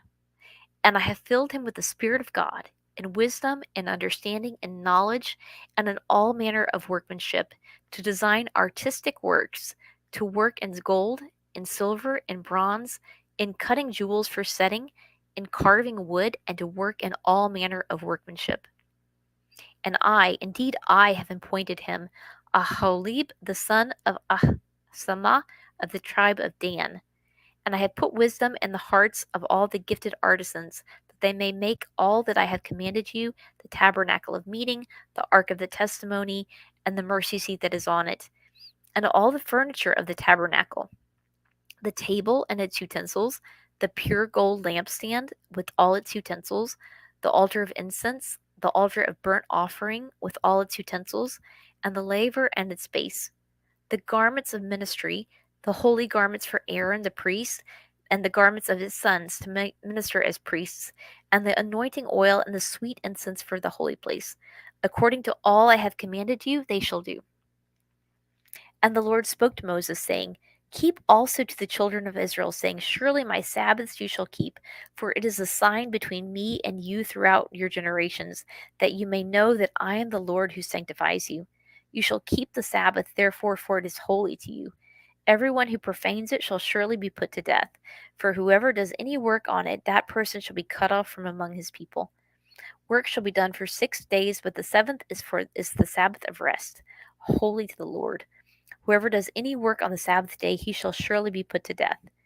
Therefore, the children of Israel shall keep the Sabbath, to observe the Sabbath throughout their generations as a perpetual covenant. It is a sign between me and the children of Israel forever. For in 6 days the Lord made the heavens and the earth, and on the seventh day he rested and was refreshed. And when he made an end of speaking to him on Mount Sinai, he gave Moses 2 tablets of the testimony, tablets of stone, written with the finger of God. Now, when the people saw that Moses delayed coming down from the mountain, the people gathered together to Aaron and said to him, come, make us gods that shall go before us.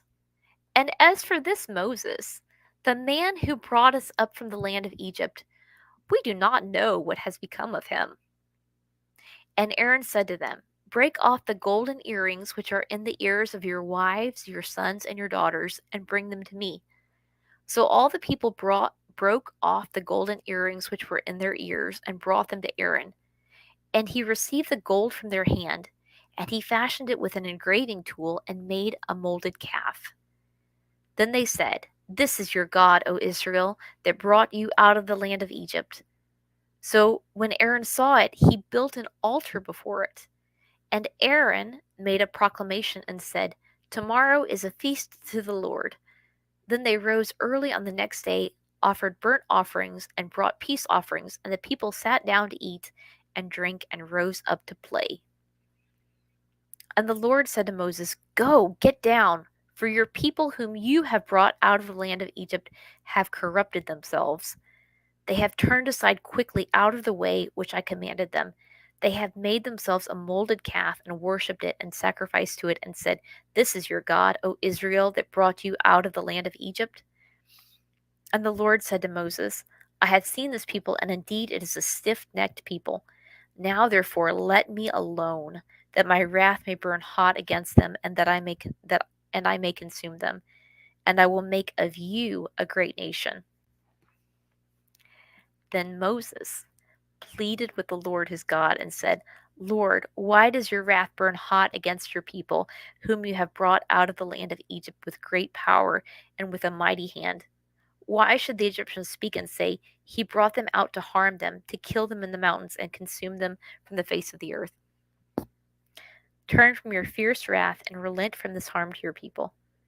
Remember Abraham, Isaac, and Israel your servants, to whom you swore by your own self, and said to them, 'I will multiply your descendants as the stars of heaven, and all this land that I have spoken of I give to your descendants, that they shall inherit it forever.' So the Lord relented from the harm which he said he would do to his people.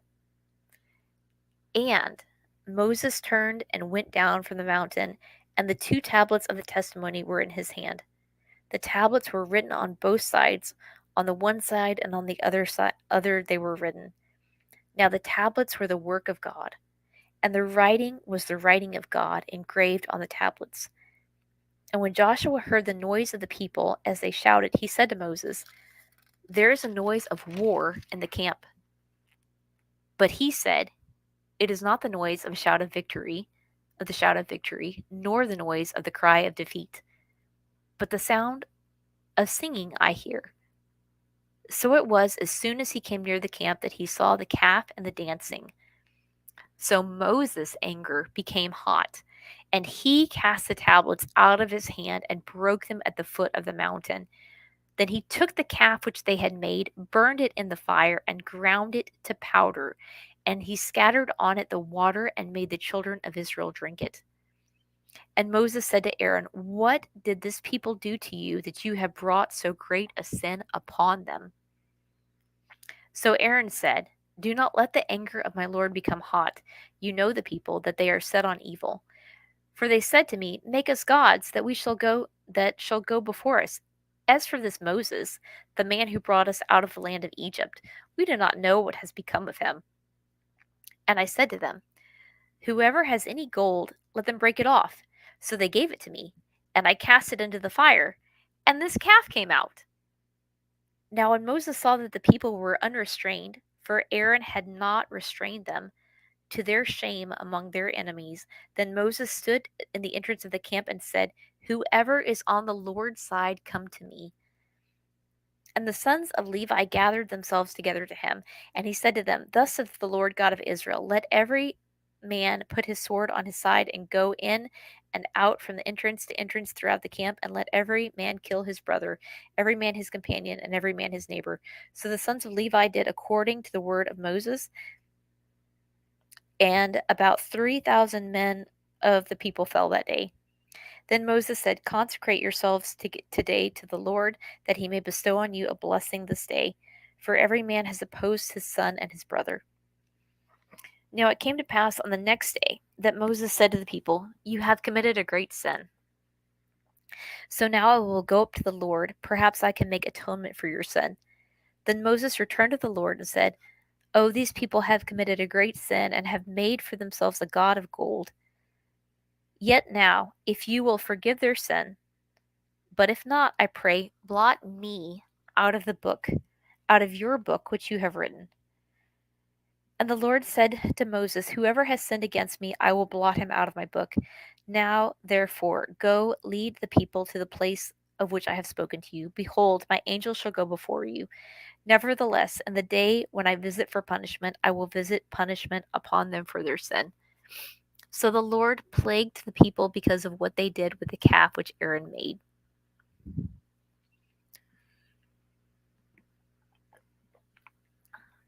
Then the Lord said to Moses, 'Depart and go up from here, you and the people whom you have brought out of the land of Egypt to the land which I swore to Abraham, Isaac, and Jacob, saying, To your descendants I will give it.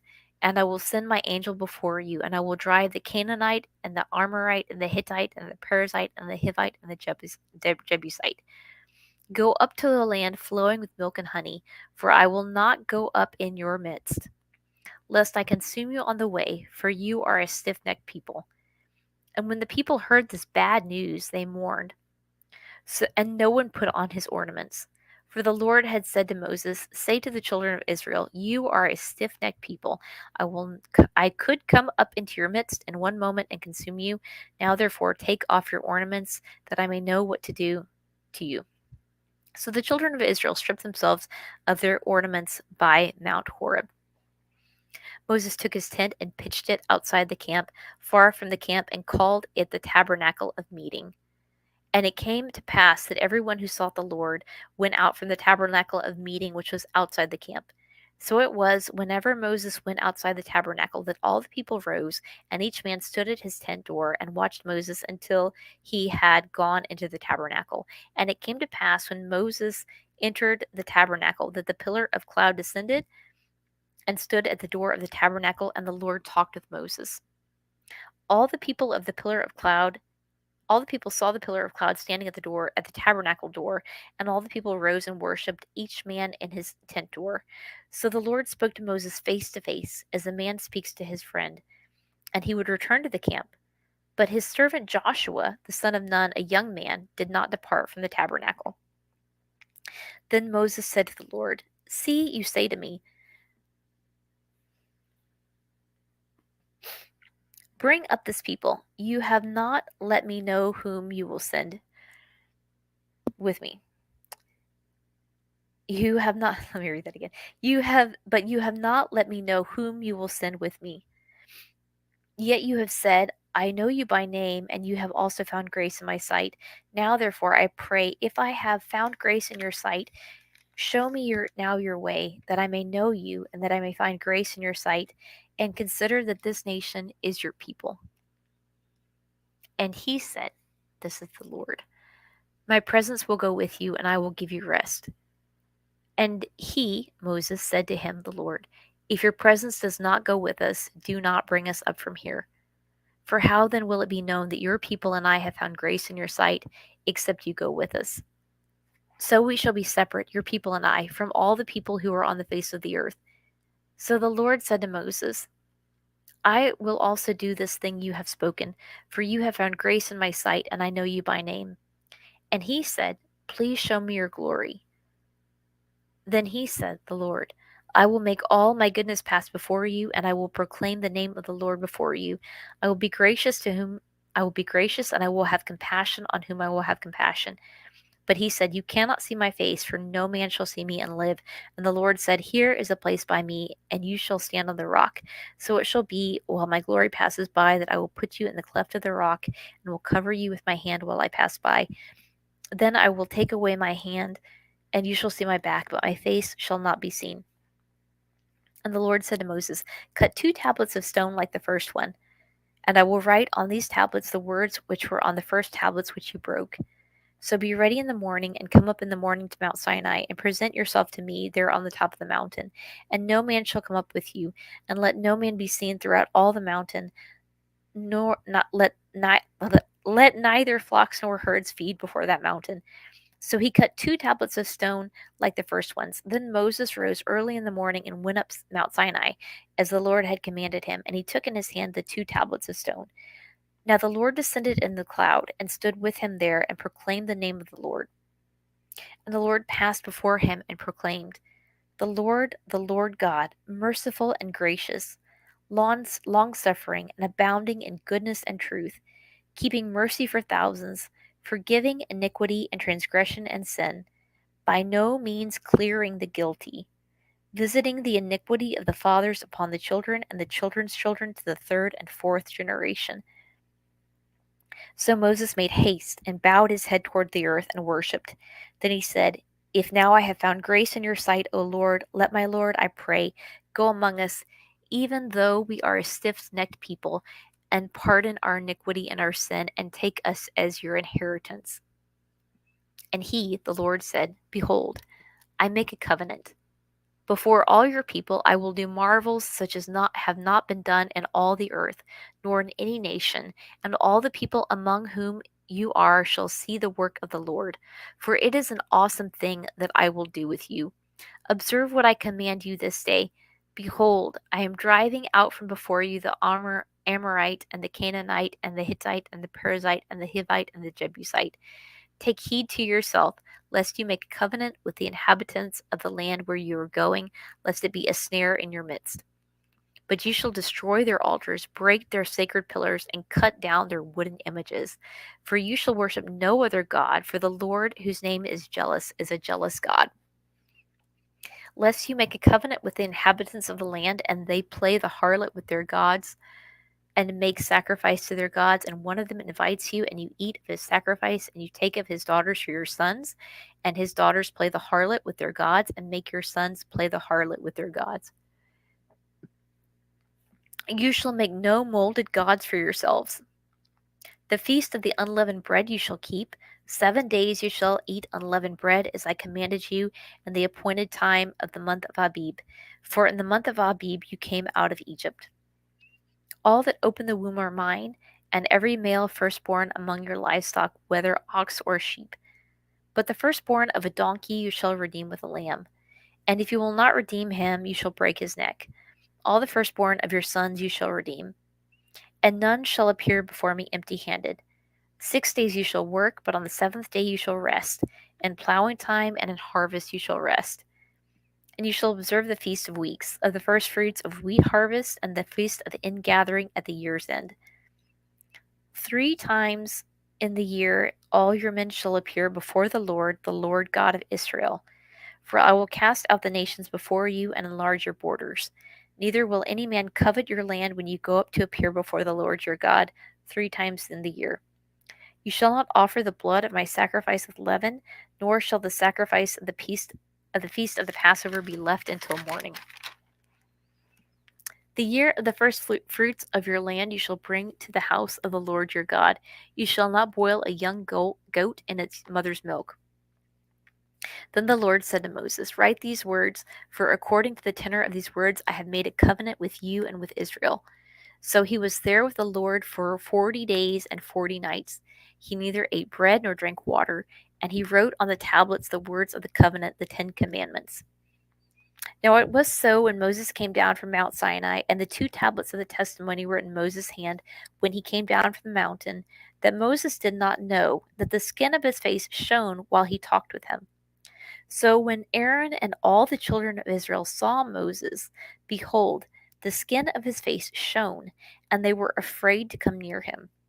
Then Moses called to them, and Aaron and all the rulers of the congregation returned to him, and Moses talked with them. Afterward, the children of Israel came near, and he gave them as commandments all the Lord had spoken with him on Mount Sinai. And when Moses had finished speaking with them, he put a veil on his face.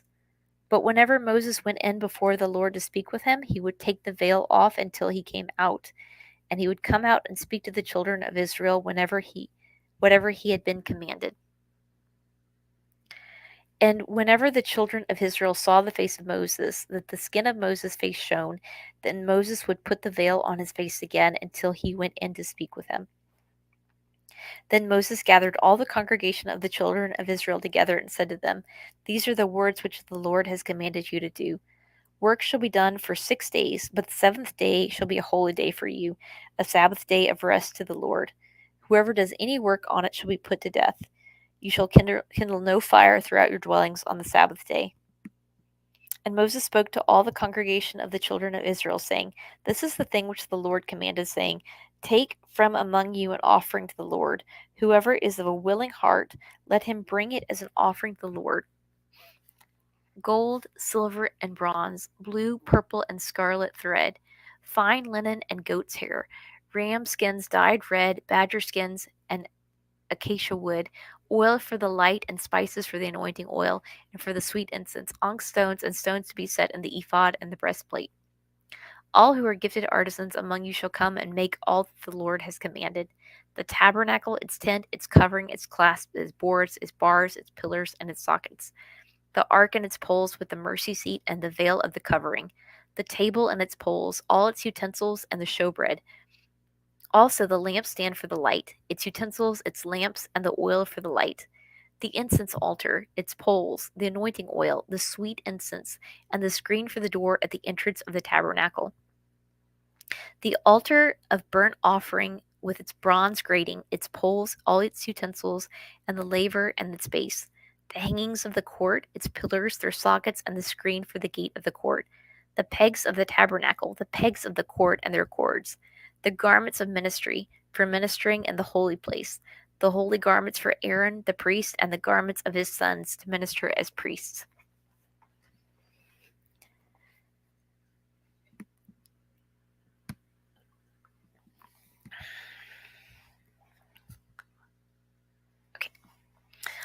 All the congregation of the children of Israel departed from the presence of Moses. Then everyone came whose heart was stirred, and everyone whose spirit was willing, and they brought the Lord's offering for the work of the tabernacle of meeting, for all its service, and for the holy garments. They came, both men and women, as many as had a willing heart, and they brought earrings and nose rings and rings and necklaces, all jewelry of gold. That is, every man who made an offering of gold to the Lord. And every man with whom was found blue, purple, and scarlet thread, fine linen and goat's hair, red skins of rams, badgers, and badger skins brought to them. Every one who offered an offering of silver or bronze brought the Lord's offering, and every one with whom was found acacia wood for any work of the service brought it. All the women who were gifted artisans spun yarn with their hands and brought what they had spun of blue, purple, and scarlet and fine linen. And all the women whose hearts stirred with wisdom spun yarn of goat's hair. The rulers brought onyx stones and the stones to be set in the ephod and in the breastplate, and spices and oil for the light, for the anointing oil, and for the sweet incense. The children of Israel brought a freewill offering to the Lord. All the men and women whose hearts were willing to bring material for all kinds of work which the Lord by the hand of Moses had commanded to be done. And Moses said to the children of Israel, See, the Lord has called by name Bezalel, the son of Uri, the son of Hur of the tribe of Judah, and he has filled him with the Spirit of God, in wisdom and understanding, and knowledge and all manner of workmanship, to design artistic works, to work in gold and silver and bronze, and cutting jewels for setting, in carving wood, and to work in all manner of artistic workmanship. And he has put in his heart the ability to teach. In him and Aholib, the son of Asimach of the tribe of Dan, and he has filled them with skill to do all manner of work of the engraver and the designer and the tapestry maker in blue, purple, and scarlet thread and fine linen, and of the weaver, those who do every work and those who design artistic works. And Bezalel and Aholib and every gifted artisan in whom the Lord has put wisdom and understanding to know how to do all manner of work for the service of the sanctuary shall do according to all that the Lord has commanded. Then Moses called Bezalel and Aholib and every gifted artisan in whose heart the Lord had put wisdom, every one whose heart was stirred to come and do the work. And they received from Moses all the offering which the children of Israel had brought for the work of the service of making the sanctuary. So they continued bringing to him freewill offerings every morning. Then all the craftsmen who were doing all the work of the sanctuary came, each from the work he was doing, and they spoke to Moses, saying, The people bring much more than enough for the service of the work which the Lord has commanded us to do. So Moses gave a commandment, and they caused it to be proclaimed throughout the camp, saying, Let neither man nor woman do any more work for the offering of the sanctuary. And the people were restrained from bringing, for the material they had brought. The people were restrained from bringing, for the material they had was sufficient for all the work to be done, indeed, too much. Then all the gifted artisans among them who worked on the tabernacle made 10 curtains, woven of fine linen and of blue, purple, and scarlet thread, with artistic designs of cherubim they made them. The length of each curtain was 28 cubits, and the width of each curtain 4 cubits. The curtains were all the same size. And he coupled 5 curtains to one another, and the other 5 curtains he coupled to one another. He made loops of blue yarn on the edge of the curtain on the selvage of one set, Likewise he did on the outer edge of the other curtain of the second set. 50 loops he made of one curtain, 50 loops he made on the edge of the curtain on the end of the second set, and the loops held one curtain to another. And he made 50 clasps of gold, and coupled the curtains to one another with the clasps, that it might be one tabernacle. He made curtains of goat's hair for the tent over the tabernacle. He made 11 curtains. The length of each curtain was 30 cubits, and the width of each curtain 4 cubits. The 11 curtains were the same size. He coupled 5 curtains by themselves and 6 curtains by themselves. And he set 50 loops on the edge of the curtain that is outermost in one set, and 50 loops he made on the edge of the curtain on the second set. He also made 50 bronze clasps to couple the curtain together that it might be one. Then he made a covering for the tent of ram skins of red dye, and a covering of badger skins above that. For the tabernacle he made boards of acacia wood, standing upright. The length of each board was 10 cubits, and the width of each board a cubit and a half. Each board had 2 tenons for binding one to another. Thus he made for all the boards of the tabernacle. And he made boards for the tabernacle, 20 boards for the south side. 40 sockets of silver he made to go under the 20 boards, 2 sockets under each of the boards for its tenons. And for the other side of the tabernacle, the north side, he made 20 boards, and there 40 sockets of silver, 2 sockets under each of the boards. For the west side of the tabernacle, he made 6 boards. He also made 2 boards for the two back corners of the tabernacle.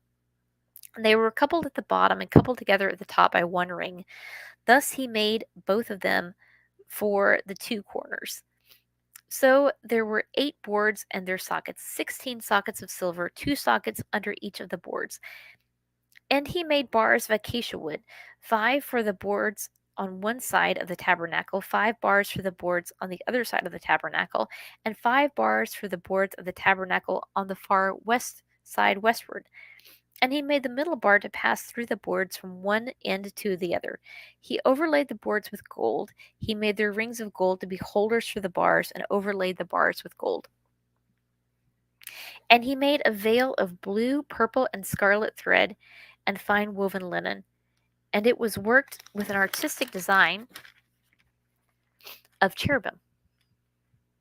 He made for it 4 pillars of acacia wood, and overlaid them with gold, with their hooks of gold, and he cast 4 sockets of silver for them. He also made a screen for the tabernacle door of blue, purple, and scarlet thread, and fine woven linen, made by a weaver, and its 5 pillars with their hooks. And he overlaid their capitals and their rings with gold, but their 5 sockets were bronze. Then Bezalel made the ark of acacia wood. 2.5 cubits was its length, and a cubit and a half its width, and a cubit and a half its height. He overlaid it with pure gold inside and outside, and made a molding of gold all around it. And he cast for it 4 rings of gold to be set in its 4 corners, 2 rings on one side and 2 rings on the other side. He made poles of acacia wood, and overlaid them with gold. And he put the poles into the rings of the sides of the ark to bear the ark. He also made the mercy seat of pure gold. 2.5 cubits was its length, and a cubit and a half its width. He made 2 cherubim of beaten gold. He made them of one piece at the 2 ends of the mercy seat, one cherubim at one end on this side, and the other cherubim at the other end of that side on that side. He made the cherubim at the 2 ends of one piece with the mercy seat. The cherubim spread out their wings above and covered the mercy seat with their wings. They faced one another. The faces of the cherubim were toward the mercy seat.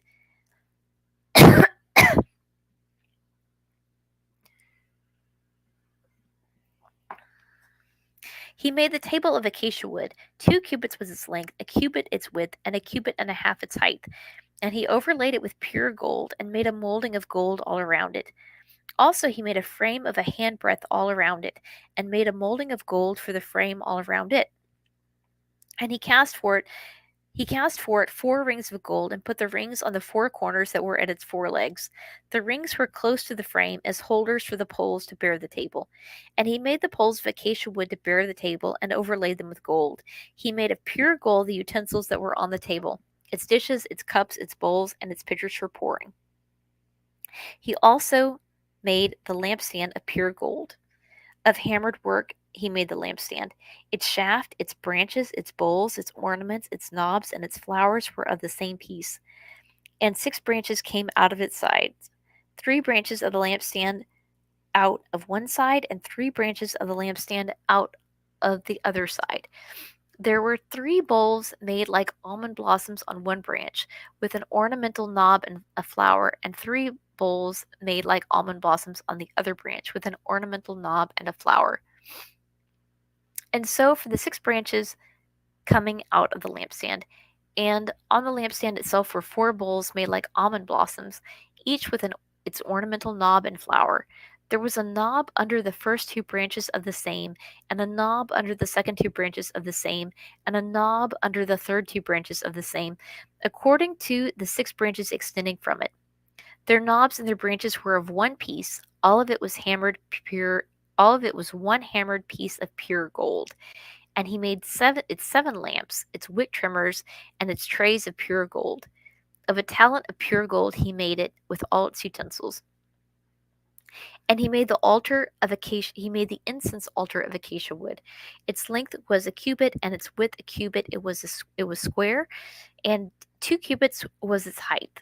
Its horns were of one piece with it, and he overlaid it with pure gold, its sides all around, and its horns. He also made for it a molding of gold all around it. He made 2 rings of gold for it under its molding, but by its 2 corners on both sides as holders of the poles with which to bear it. And he made the poles of acacia wood and overlaid them with gold. He also made the holy anointing oil and the pure incense of sweet spices according to the work of the perfumer. Okay, I'm going to take a quick break, y'all. I'm just going to mute my sound and I will be back in just a few minutes. Oh, look, my lovely Amazon boxes. I've shifted my whole. Lovely. All right, I'm going to take a quick break. I'll be back in just a few minutes.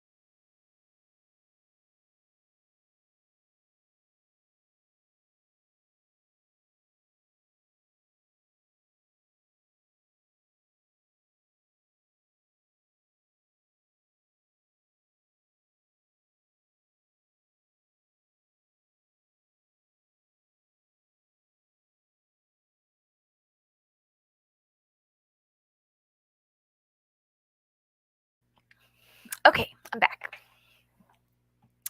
All right. Chapter 38. He made the altar of burnt offering of acacia wood. 5 cubits was its length, and 5 cubits its width. It was square, and its height was 3 cubits. He made its horn and its 4 corners. The horns were of one piece with it, and he overlaid it with bronze. He made all the utensils for the altar, the pans, the shovels, the basins, the forks, and the fire pans. All its utensils he made of bronze. And he made a grate of bronze network for the altar under its rim, midway from the bottom. He cast 4 rings for the 4 corners of the bronze grating, as holders for the poles, and he made the poles of acacia wood and overlaid them with bronze. Then he put the poles into the rings on the sides of the altar with which to bear it. He made the altar hollow with boards. He made the laver of bronze and its base of bronze from the bronze mirrors of the serving women who assembled at the door of the tabernacle of meeting. Then he made the court on the south side. The hangings of the court were of fine woven linen, 100 cubits long. There were 20 pillars for them, with 20 bronze sockets. The hooks of the pillars and the bands were silver. On the north side, the hangings were 100 cubits long, with 20 pillars and their 20 bronze sockets. The hooks of the pillars and their bands were silver. And on the west side there were hangings of 50 cubits with 10 pillars and their 10 sockets. The hooks of the pillars and their bands were silver. For the east side the hangings were 50 cubits. The hangings on one side of the gate were 15 cubits long, with their 3 pillars and their 3 sockets, and the same for the other side of the court gate on its side that were hangings of 15 cubits, with their 3 pillars and their 3 sockets. All the hangings of the court all around were of fine woven linen. The sockets of the pillars were bronze, the hooks of the pillars and their bands were silver, and the overlay of their capitals was silver, and all the pillars of the court had bands of silver. The screen for the gate of the court was woven of blue, purple, and scarlet thread, and of fine woven linen. The length was 20 cubits, and its height along its width was 5 cubits, corresponding to the hangings of the court. And there were 4 pillars with their 4 sockets of bronze, their hooks were silver, and the overlay of their capitals and their bands was silver. All the pegs of the tabernacle and all the court all around were bronze. This is the inventory of the tabernacle of the testimony, which was counted according to the commandment of Moses for the service of the Levites by the hand of Ithmatar, the son of Aaron the priest. Bezaleel the son of Uri, the son of Hur, of the tribe of Judah, made all that the Lord had commanded Moses, and with him was Aholiab, the son of Asimah, of the tribe of Dan, an engraver and designer, a weaver of purple, blue, and scarlet thread, and of fine linen. All the gold that was used in all the work of the holy place, that is, the gold of the offering, was 29 talents and 730 shekels, according to the shekel of the sanctuary.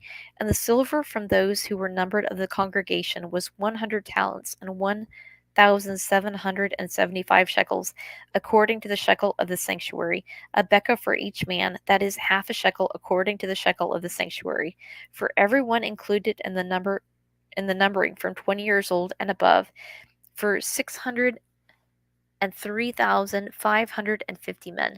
And from the 100 talents of silver were cast the sockets of the sanctuary and the bases of the veil, 100 sockets from the 100 talents, 1 talent for each socket. Then from the 1,775 shekels he made hooks for the pillars, overlaid their capitals, and made bands for them. The offering of bronze was 70 talents and 2,400 shekels, and with it he made the sockets for the door of the tabernacle of meeting, the bronze altar, the bronze grating for it, and all the utensils for the altar, the sockets for the court all around, the bases for the court gate, all the pegs for the tabernacle, and all the pegs for the court all around. Of the blue, purple, and scarlet thread they made garments of ministry, for ministering in the holy place, and made the holy garments for Aaron, as the Lord had commanded Moses. And he made the ephod of gold, blue, purple, and scarlet thread, and of fine woven linen. And they beat the gold into thin sheets and cut it into threads to work it in with the blue, purple, and scarlet thread and fine linen into artistic designs. They made shoulder straps for it to couple it together. It was coupled together at the two edges, and the intricately woven band of his ephod that was on it was of the same workmanship, woven of gold, blue, purple, and scarlet thread, and of fine woven linen, as the Lord had commanded Moses. And they set onyx stones enclosed in the settings of gold. They were engraved as signets, they are engraved with the names of the sons of Israel.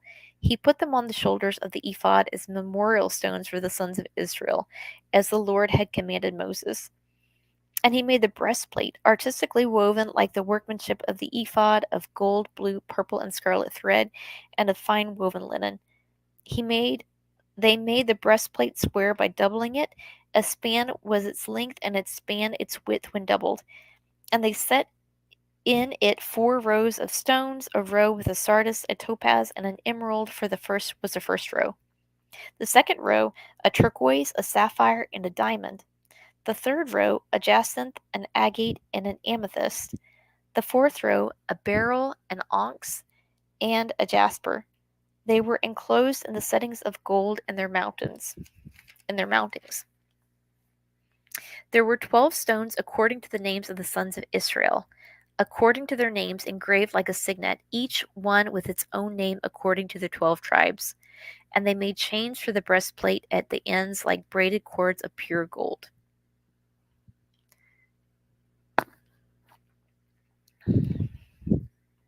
They also made 2 settings of gold, and 2 gold rings, and they put the 2 rings on the 2 ends of the breastplate. And they put the 2 braided chains of gold and the 2 rings on the ends of the breastplate. The 2 ends of the 2 braided chains they fastened in the 2 settings, and they put on the shoulder straps of the ephod on the front. They made 2 rings of gold and put them on the 2 ends of the breastplate, on the edge of it which was on the inward side of the ephod. They made 2 other gold rings and put them on the 2 shoulder straps underneath the ephod toward its front, right at the seam above the intricately woven band of the ephod. And they bound the breastplate by means of its rings to the rings of the ephod with a blue cord, so that it would be above the intricately woven band of the ephod, and that the breastplate would not come loose from the ephod, as the Lord had commanded Moses. He made the robe of the ephod of woven work, all of blue. And there was an opening in the middle of the robe, like the opening of a mail coat, with a woven binding all around the opening so that it would not tear. They made on the hem of the robe pomegranates of blue, purple, and scarlet, and fine woven linen, And they made bells of pure gold, and put the bells between the pomegranates on the hem of the robe, all around between the pomegranates, a bell and a pomegranate, a bell and a pomegranate, all around the hem of the robe to minister in, as the Lord had commanded Moses. They made tunics, artistically woven of fine linen, for Aaron and his sons, a turban of fine linen, exquisite hats of fine linen, short trousers of fine woven linen, and a sash of fine woven linen with blue, purple, and scarlet thread, made by a weaver as the Lord had commanded Moses. And then they made the plate of the holy crown of pure gold, and wrote on it an inscription like the engraving of the signet, Holiness to the Lord. And they tied to it a blue cord to fasten it above on the turban, as the Lord had commanded Moses. Thus all the work of the tabernacle of the tent of the meeting was finished, and the children of Israel did according to all that the Lord had commanded Moses. So they did. And they brought the tabernacle to Moses, the tent and all its furnishings, its clasps, its boards, its bars, its pillars, and its sockets.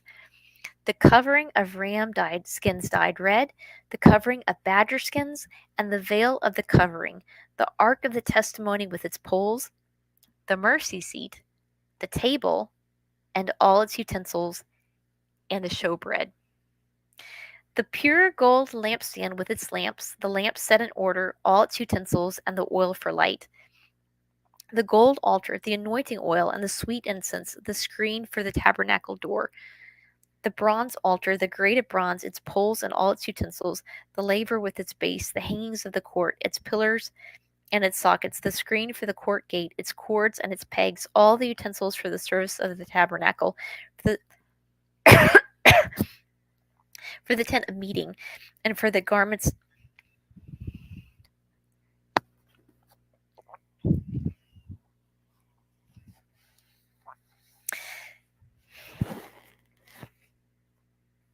and the garments of ministry, to minister in the holy place. The holy garments of Aaron, the holy garments for Aaron the priest, and his son's garments to minister as priests. According to all that the Lord had commanded Moses, so the children of Israel did all the work. Then Moses looked over all the work, and indeed they had done it, as the Lord had commanded, just so they had done it, and Moses blessed them. Then the Lord spoke to Moses, saying, On the first day of the first month you shall set up the tabernacle of the tent of meeting. You shall put in the ark of the testimony, and partition off the ark of the veil with the veil. You shall bring it in the table, and arrange the things that are to be set in order on it. You shall bring in the lampstand and light its lamps. You shall also set the altar of gold for the incense before the ark of the testimony, and put up the screen for the door of the tabernacle. Then you shall set the altar of the burnt offering before the door of the tabernacle of the tent of meeting. You shall set the laver between the tabernacle of meeting and the altar, and put water in it. You shall set up the court all around, and hang up the screen at the court gate. And you shall take the anointing oil, and anoint the tabernacle and all that is in it. You shall hallow it and all its utensils, and it shall be holy. You shall anoint the altar of the burnt offering and all its utensils, and consecrate the altar. The altar shall be most holy. You shall anoint the laver in its base, and consecrate it. And then you shall bring Aaron and his sons to the door of the tabernacle of meeting, and wash them with water. You shall put the holy garments on Aaron and anoint him.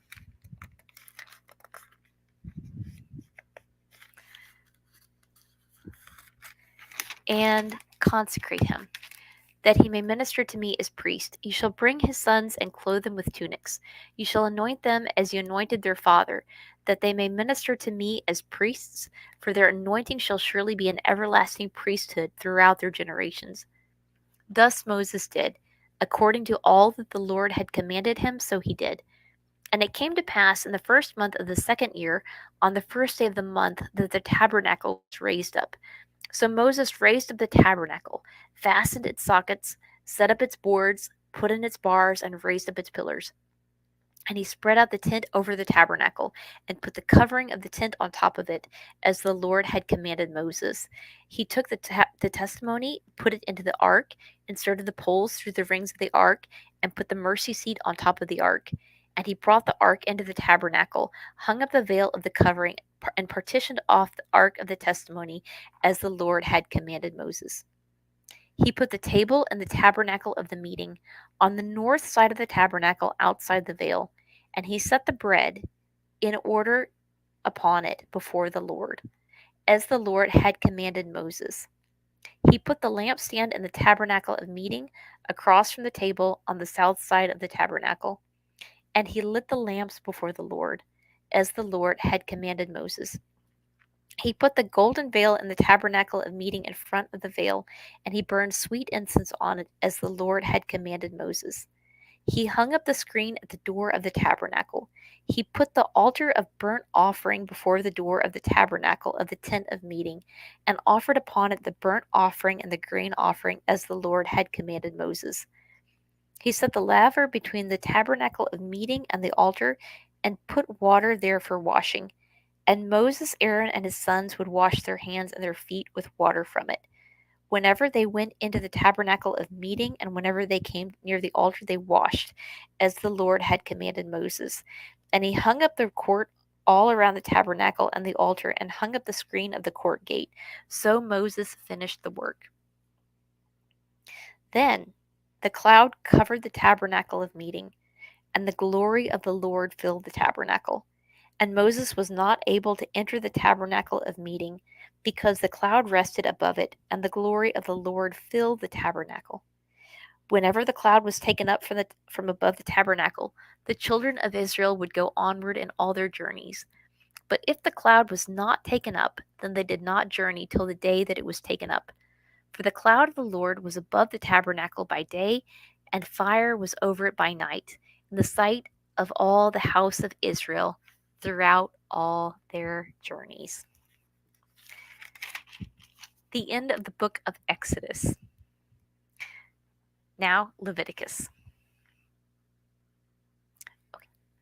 Now the Lord called Moses and spoke to him from the tabernacle of meeting, saying, Speak to the children of Israel and say to them, When any one of you brings an offering to the Lord, you shall bring your offering of livestock, of the herd and of the flock. If his offering is a burnt sacrifice of the herd, let him offer a male without blemish. He shall offer it of his own free will at the door of the tabernacle of meeting before the Lord. Then he shall put his hand on the head of the burnt offering, and it will be accepted on his behalf to make atonement for him. He shall kill the bull before the Lord, and the priests, Aaron's sons, shall bring the blood and sprinkle the blood all around on the altar that is by the door of the tabernacle of meeting. And he shall skin the burnt offering and cut it into pieces. The sons of Aaron the priest shall put fire on the altar and lay the wood in order on the fire.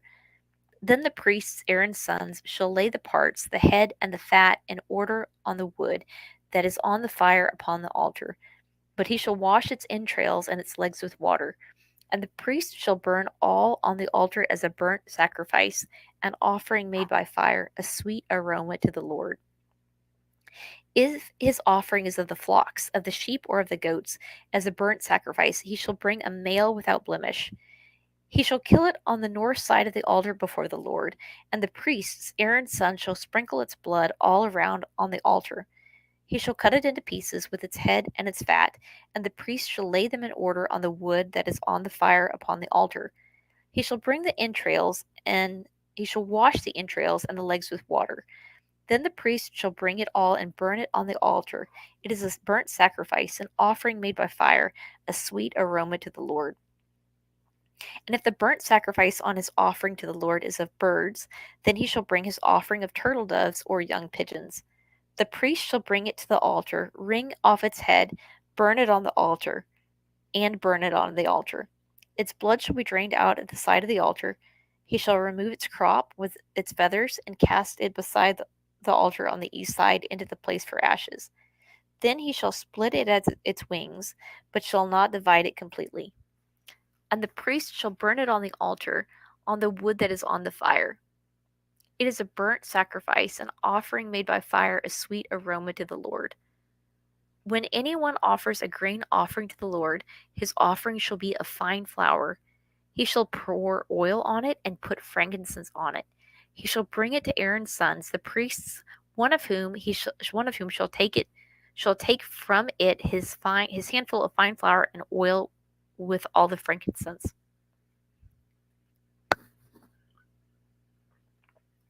Oh, that was loud. And the priest shall burn it as a memorial on the altar, an offering made by fire, a sweet aroma to the Lord. The rest of the grain offering shall be Aaron's and his sons. It is most holy of the offerings to the Lord made by fire. And if you shall bring an offering as an offering, a grain offering baked in the oven, it shall be unleavened cakes of fine flour mixed with oil, or unleavened wafers anointed with oil. But if your offering is a grain offering baked in a pan, it shall be of fine flour unleavened mixed with oil. You shall break it in pieces and pour oil on it. It is a grain offering. If your offering is a grain offering baked in a covered pan, it shall be made of fine flour with oil. You shall bring the grain offering that is made of these things to the Lord. And when it is presented to the priest, he shall bring it to the altar. Then the priest shall take from the grain offering a memorial portion and burn it on the altar. It is an offering made by fire, a sweet aroma to the Lord, and what is left of the grain offering shall be Aaron's and his sons. It is most holy of the offerings to the Lord made by fire.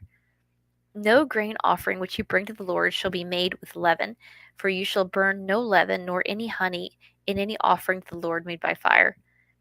As for the offering of the firstfruits, you shall offer them to the Lord, but they shall not be burned on the altar for a sweet aroma. And every offering of your grain offering you shall season with salt. You shall not allow the salt of the covenant of your Lord to be lacking from your grain offering. With all your offerings you shall offer salt. If you offer a grain offering of your first fruits to the Lord, you shall offer for the grain offering of your first fruits green heads of grain roasted on the fire, grain beaten from full heads, and you shall put oil on it and lay frankincense on it. It is a grain offering. Then the priest shall burn the memorial portion, part of its beaten grain and part of its oil, with all the frankincense, as an offering made by fire to the Lord. When his offering is the sacrifice of a peace offering, if he offers it of the herd, whether male or female, he shall offer it without blemish before the Lord. And he shall lay his hand on the head of his offering and kill it at the door of the tabernacle of meeting. And Aaron's sons, the priest, shall sprinkle the blood all around on the altar. Then he shall offer from the sacrifice of the peace offering an offering made by fire to the Lord. The fat that covers the entrails, and all the fat that is on the entrails, the two kidneys, and the fat that is on them by the flanks, and the fatty lobe attached to the liver above the kidneys, he shall remove. And Aaron's son shall burn it on the altar upon the burnt sacrifice, which is on the wood that is on the fire, as an offering made by fire, a sweet aroma to the Lord. If his offering is the sacrifice of a peace offering to the Lord is of the flock, whether male or female, he shall offer it without blemish. If he offers a lamb as his offering, he shall offer it before the Lord. And he shall lay his hand on the head of his offering and kill it before the tabernacle of meeting, and Aaron's son shall sprinkle its blood all around on the altar. Then he shall offer from the sacrifice of the peace offering an offering made by fire to the Lord, its fat and its whole fat tail, which he shall remove close to the backbone, and the fat that covers the entrails, and all the fat that is on the entrails, the two kidneys, and the fat that is on them by the flanks, and the fatty lobe attached to the liver above the kidneys, he shall remove. And the priest shall burn them on the altar as food, an offering made by fire to the Lord. And if his offering is a goat, then he shall offer it before the Lord. And he shall lay his hand on its head and kill it before the tabernacle of meeting, and the sons of Aaron shall sprinkle its blood all around on the altar. Then he shall offer from it his offering, as an offering made by fire to the Lord. The fat that covers the entrails, and all the fat that is on the entrails, the two kidneys, and the fat that is on them by the flanks, and the fatty lobe attached to the liver above the kidneys, he shall remove. And the priest shall burn them on the altar as food, an offering made by fire for a sweet aroma. All the fat is the Lord's. This shall be a perpetual statute throughout your generations in all your dwellings. You shall eat neither fat nor blood. Now the Lord spoke to Moses, saying, Speak to the children of Israel, saying, If a person sins unintentionally against any of my commandments of the Lord, in anything which ought not to be done, and does any of them, if the anointed priest sins, bringing guilt on the people, then let him offer to the Lord for his sin which he has sinned a young bull without blemish, as a sin offering. He shall bring the bull to the door of the tabernacle of meeting before the Lord, lay his hand on the bull's head, and kill the bull before the Lord. Then the anointed priest shall take some of the bull's blood and bring it to the tabernacle of meeting. The priest shall dip his finger in the blood and sprinkle some of the blood 7 times before the Lord in front of the veil of the sanctuary. And the priest shall put some of the blood on the horns of the altar of sweet incense before the Lord, which is in the tabernacle of meeting, and he shall pour the remaining blood of the bull at the base of the altar of the burnt offering, which is at the door of the tabernacle of meeting. He shall take from it all the fat of the bull as a sin offering, the fat that covers the entrails, and all the fat which is on the entrails, the two kidneys, and the fat which is on them by the flanks, and the fatty lobe attached to the liver above the kidneys, he shall remove, as it was taken from the bull of the sacrifice of the peace offering, and the priest shall burn them on the altar of the burnt offering. But the bull's hide and all its flesh, with its head, its legs, its entrails, and offal, the whole bull he shall carry outside the camp to a clean place, where the ashes are poured out, and burn it on wood with fire. Where the ashes are poured out, it shall be burned. Now, if the whole congregation of Israel sins unintentionally, and the thing is hidden from the eyes of the assembly, and they have done something against any of the commandments of the Lord, and anything which should not be done, and are guilty, when the sin which they have committed becomes known, then the assembly shall offer a young bull for the sin, and bring it before the tabernacle of meeting.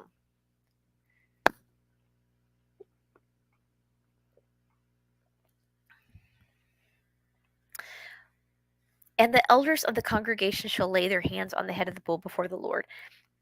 Then the bull shall be killed before the Lord. The anointed priest shall bring some of the bull's blood to the tabernacle of meeting. Then the priest shall dip his finger in the blood and sprinkle it 7 times before the Lord in front of the veil. And he shall put some of the blood on the horns of the altar which is before the Lord, which is in the tabernacle of meeting. And he shall pour the remaining blood at the base of the altar of burnt offering, which is at the door of the tabernacle of meeting. He shall take all the fat from it and burn it on the altar. And he shall do with the bull as he did with the bull as a sin offering. Thus he shall do with it. So the priest shall make atonement for them, and it shall be forgiven them. Then he shall carry the bull outside the camp and burn it as he burned the first bull. It is a sin offering for the assembly. When a ruler has sinned and has done something unintentionally against any of the commandments of the Lord his God, in anything which should not be done, and is guilty, or if his sin which he has committed comes to his knowledge, he shall bring as an offering a kid of the goats, a male without blemish, and he shall lay his hand on the head of the goat and kill it at the place where they kill the burnt offering before the Lord. It is a sin offering. The priest shall take some of the blood of the sin offering with his finger, put it on the horns of the altar of burnt offering, and pour its blood at the base of the altar of burnt offering. And he shall burn all its fat on the altar like the fat of the sacrifice of the peace offering. So the priest shall make atonement for him concerning his sin, and it shall be forgiven him. If any one of the common people sins unintentionally by doing something against any of the commandments of the Lord in anything which ought not to be done, and is guilty, or if his sin which he has committed comes to his knowledge, then he shall bring as his offering a kid of the goats, a female without blemish, for his sin which he has committed. And he shall lay his hand on the head of the sin offering and kill the sin offering at the place of the burnt offering. Then the priest shall take some of its blood with his finger, put it on the horns of the altar of burnt offering, and pour all the remaining blood at the base of the altar. He shall remove all its fat, as fat is removed from the sacrifice of the peace offering, and the priest shall burn it on the altar for a sweet aroma to the Lord. So the priest shall make an atonement for him, and it shall be forgiven him. If he brings a lamb as his sin offering, he shall bring a female without blemish. Then he shall lay his hand on the head of the sin offering and kill it as a sin offering. My dog. Kill it as a sin offering at the place where they kill the burnt offering. The priest shall take some of the blood of the sin offering with his finger, put it on the horns of the altar of burnt offering, pour all the remaining blood at the base, and pour all the remaining blood at the base of the altar. He shall remove all its fat, as the fat of the lamb is removed from the sacrifice of the peace offering. Then the priest shall burn it on the altar according to the offerings made by fire to the Lord. So the priest shall make atonement for his sin that he has committed, and it shall be forgiven him. If a person sins in hearing the utterance of an oath and is a witness, whether he has seen or known of the matter, if he does not tell it, he bears guilt. Or if a person touches any unclean thing, whether it is the carcass of an unclean beast, or the carcass of an unclean livestock, or the carcass of unclean creeping things, and he is unaware of it, he also shall be unclean and guilty. Or if he touches human uncleanness, whatever uncleanness with which a man may be defiled, and he is aware of it when he realizes it, then he shall be guilty. Or if a person swears, speaking thoughtlessly with his lips to do evil or to do good, whatever it is that man may pronounce by an oath, and he is unaware of it, when he realizes it, then he shall be guilty in any of these matters.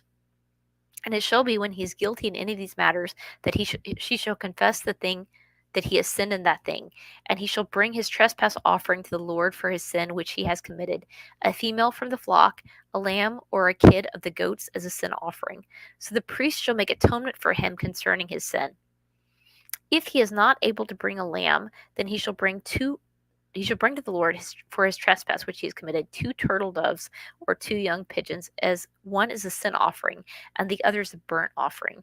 And then he shall bring them to the priest, who shall offer that which is for the sin offering first, and wring off its head from its neck, but shall not divide it completely.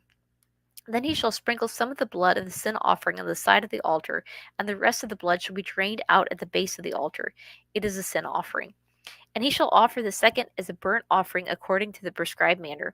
So the priest shall make atonement on his behalf for his sin which he has committed, and it shall be forgiven him. But if he is not able to bring 2 turtle doves or 2 young pigeons, then he who sinned shall bring for his offering 1/10 of an ephah of fine flour as a sin offering. He shall put no oil in it, nor shall he put frankincense on it, for it is a sin offering. Then he shall bring it to the priest, and the priest shall take his handful of it as a memorial proportion, and burn it on the altar according to the offerings made by fire to the Lord. It is a sin offering. The priest shall make atonement for him for his sin that he has committed in any of these matters, and it shall be forgiven him. The rest shall be the priest's as a grain offering.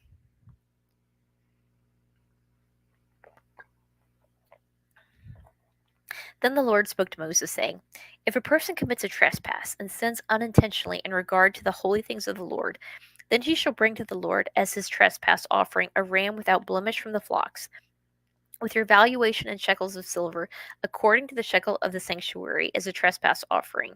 And he shall make restitution for the harm that he has done in regard to the holy thing, and he shall add 1/5 to it and give it to the priest. So the priest shall make atonement for him with the ram of the trespass offering, and it shall be forgiven him. If a person sins and commits any of these things which are forbidden to be done by the commandments of the Lord, though he does not know it, yet he is guilty, and shall bear his iniquity. And he shall bring to the priest a ram without blemish from the flock, with your valuation as a trespass offering. So the priest shall make atonement for him regarding his ignorance in which he erred and did not know it, and it shall be forgiven him. It is a trespass offering, for he has certainly trespassed against the Lord. And the Lord spoke to Moses, saying, If a person sins and commits a trespass against the Lord by lying to his neighbor about what was delivered to him for safekeeping, or about a pledge, or about a robbery, or if he has extorted from his neighbor, or if he has found what was lost and lies concerning it, and swears falsely in any of these things that a man may do in which he sins, then it shall be, because he has sinned and is guilty, that he shall restore what was stolen, or the thing which he has extorted, and what was delivered to him for safekeeping, or the lost thing which he had found, and all that about which he has sworn falsely, he shall restore its full value, add 1/5 more to it, and give it to whomever it belongs on the day of his trespass offering. And he shall bring his trespass offering to the Lord, a ram without blemish from the flock for your valuation, and a trespass offering to the priest. So the priest shall make atonement for him before the Lord, and he shall be forgiven for any of these things that he may have done in which he trespasses. Then the Lord spoke to Moses, saying, Command Aaron and his sons, saying, This is the law of the burnt offering. The burnt offering should be on the hearth upon the altar all night until morning, and the fire of the altar shall be kept burning on it. And the priest shall put on his linen garment, and his linen trousers he shall put on his body, and take up the ashes of the burnt offering which the fire has consumed on the altar, and he shall put them beside the altar. Then he shall take off his garments and put on other garments, and carry the ashes outside the camp to a clean place. And the fire on the altar shall be kept burning on it, it shall not be put out.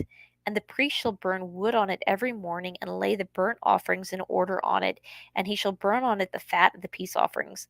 A fire shall always be burning on the altar, it shall never go out. Oh, I keep hitting that. That's so loud.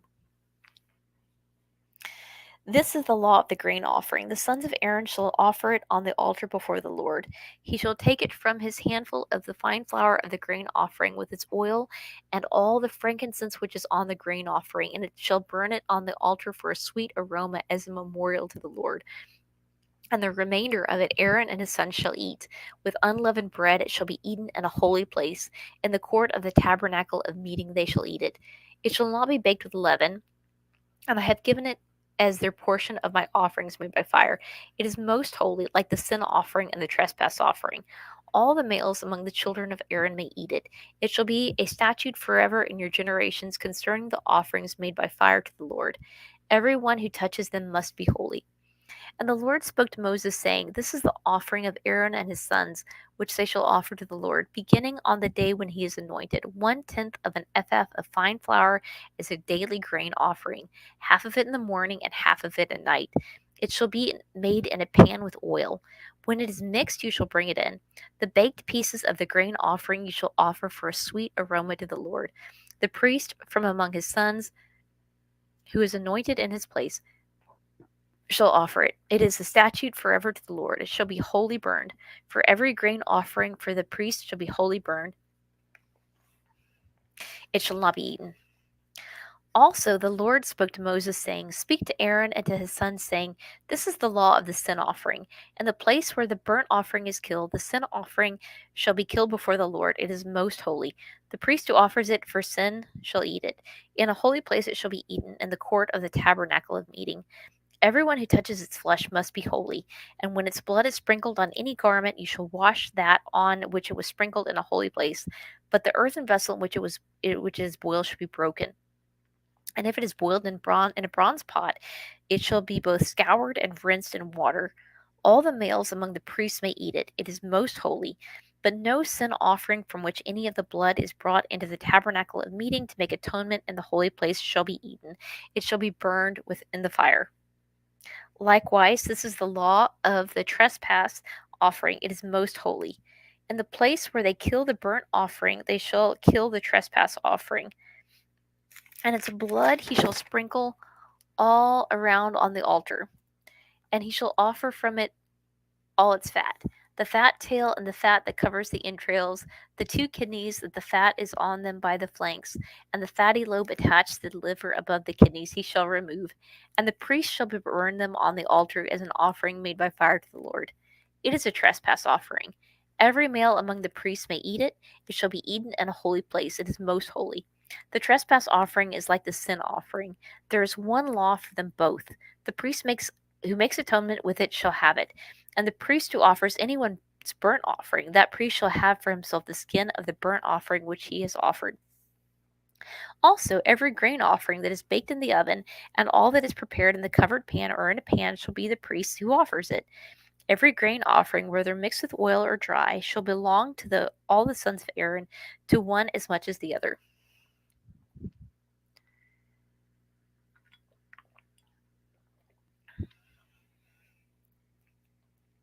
This is the law of the sacrifice of peace offering which he shall offer to the Lord.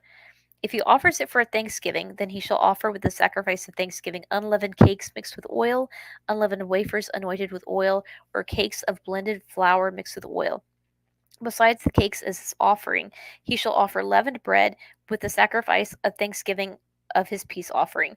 And from it he shall offer one cake from each offering as a heave offering to the Lord. It shall belong to the priest who sprinkles the blood of the peace offering. The flesh of the sacrifice of his peace offering for thanksgiving shall be eaten the same day as it is offered. He shall not leave any of it until morning. But if the sacrifice of his offering is a vow or is a voluntary offering, it shall be eaten the same day that he offers his sacrifice. But on the next day, the remainder of it also may be eaten. The remainder of the flesh of the sacrifice on the third day must be burned with fire. And if any of the flesh of the sacrifice of his peace offering is eaten at all on the third day, it shall not be accepted, nor it shall be imputed to him. It shall be an abomination to him who offers it, and the person who eats of it shall bear guilt.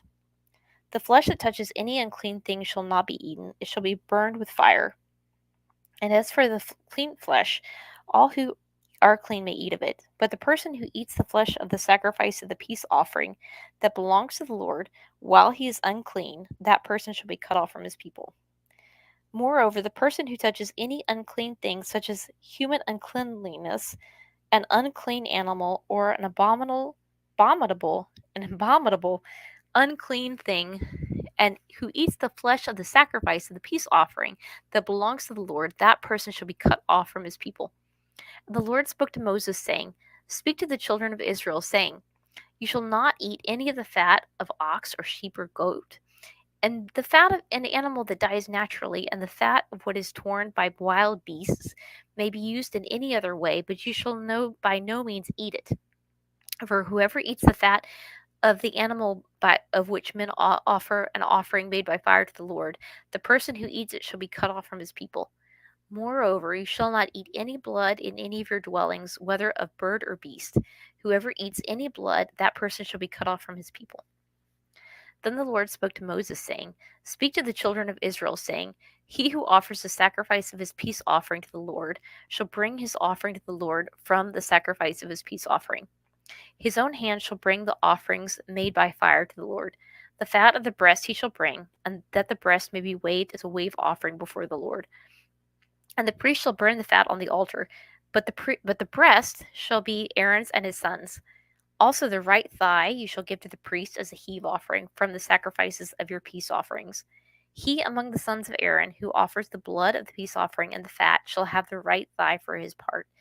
For the breast of the wave offering and the thigh of the heave offering I have taken from the children of Israel, from the sacrifices of their peace offerings, and I have given them to Aaron the priest and to his sons from the children of Israel by a statute forever. This was the consecrated portion for Aaron and his sons from the offerings made by fire to the Lord, on the day when Moses presented them to minister to the Lord as priests. The Lord commanded this to be given to them as the children of Israel on the day that he anointed them by a statute forever throughout their generations. This is the law of the burnt offering, the grain offering, the sin offering, the trespass offering, the consecrations, and the sacrifice of the peace offering, which the Lord commanded Moses on Mount Sinai, on the day which and he commanded the children of Israel to offer their sacrifices to the Lord in the wilderness of Sinai. Okay, that is through Leviticus 7. All right, I saw this gentleman Scott here. He had a couple of comments, a couple of questions. There was one in particular. Okay, there's one in particular I really want to address here, and he says, first of all, let me just say, I've decided ahead of time I was just going to read through, and I could answer any questions at the end. I think that that's the best way to the best way to do this. So I'll message Scott and maybe hopefully he can hear this, that from this point I'm going to be answering his question. So his question was, could you imagine if God actually said something horribly immoral like this? If you beat a slave and they don't die within 3 days, you're just fine, because after all, slaves are just property. So I want to go into this a little bit. This is actually pretty interesting. So a couple things. First of all, this came to mind. It's a little bit like, we talked about 2 days ago. You can go back and listen to it. We talked about cover Genesis, and the part in Genesis where Abraham's I think it's actually his nephew, Lot. Lot, and he has two daughters in Sodom and Gomorrah, and they're rescued by angels out of Sodom and Gomorrah because they are the closest people to being righteous in Sodom and Gomorrah. It's a very, very wicked place in many, many ways, I think, from some research that I did. And so his daughters his daughters commit incest on their father. And then we have the two nations of Moab, Mo, which is I think in Hebrew is more like ma, like what, and then Ab for father, like what father, like whose kid is this? And then Ben Ami, and I forget what that means, but I think it's anyways. So you have these two nations that come out of the two daughters of Lot. And one thing I thought about before while reading through there, I'm sure I'm not the only person who thought this, is that it's a lot easier to get the girls out of Sodom and Gomorrah than it is to get the Sodom and Gomorrah out of the girls, if you know what I mean. And so here we have a situation where the Hebrews have been enslaved in Egypt, and you would think that if you were a slave, that the last thing you would ever do would be to enslave another person. You would think. In this day and age, my understanding of the context of this passage and the history of this passage is that in this day and age, if you became poor, if you had debt to pay that you could not pay, it was standard. And I think not just for this day and age, but I think for a lot of civilization, we're very blessed in that, if we fall into debt, we have a totally different way of handling things. But in that day and age, and I think for many parts of human civilization, if you fell into debt, you had to pay your debt by working for the person that you were indebted to, and become their slave. And that was a part of debt. It's a bit of a strong incentive to work hard and not fall into debt, I will say. Not that I think that that's the point here, but the point I actually want to take you to is the words of Jesus. So I'm going to try to find this passage here. There's a passage in the New Testament. Let me see if I can flip through and find it here pretty quickly. And you probably heard it before, where Jesus is talking about divorce. And if I can't find it pretty quickly, then let's see. Okay, I found it. All right, it's Mark 10. Mark 10. And these are there's talking to Jesus here. It says, then the Pharisees came to him and asked, these are the Pharisees, the religious Jewish leaders of the day. They came to him and asked him, is it lawful for a man to divorce his wife, testing him? And he answered and said to them, what did Moses command you? And remember, that's what we've been going through today, is all of the commandments that Moses gave to the people of Israel, the nation of Israel, the 12 tribes, these 12 sons that have become tribes. And they said, Moses permitted a man to write a certificate of divorce and to dismiss her. And Jesus answered them and said to them, because of the hardness of your heart, he wrote you this precept.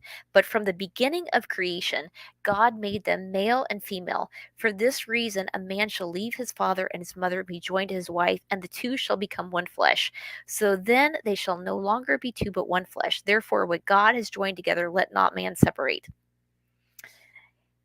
Okay, so we have a situation here where my interpretation of this verse is that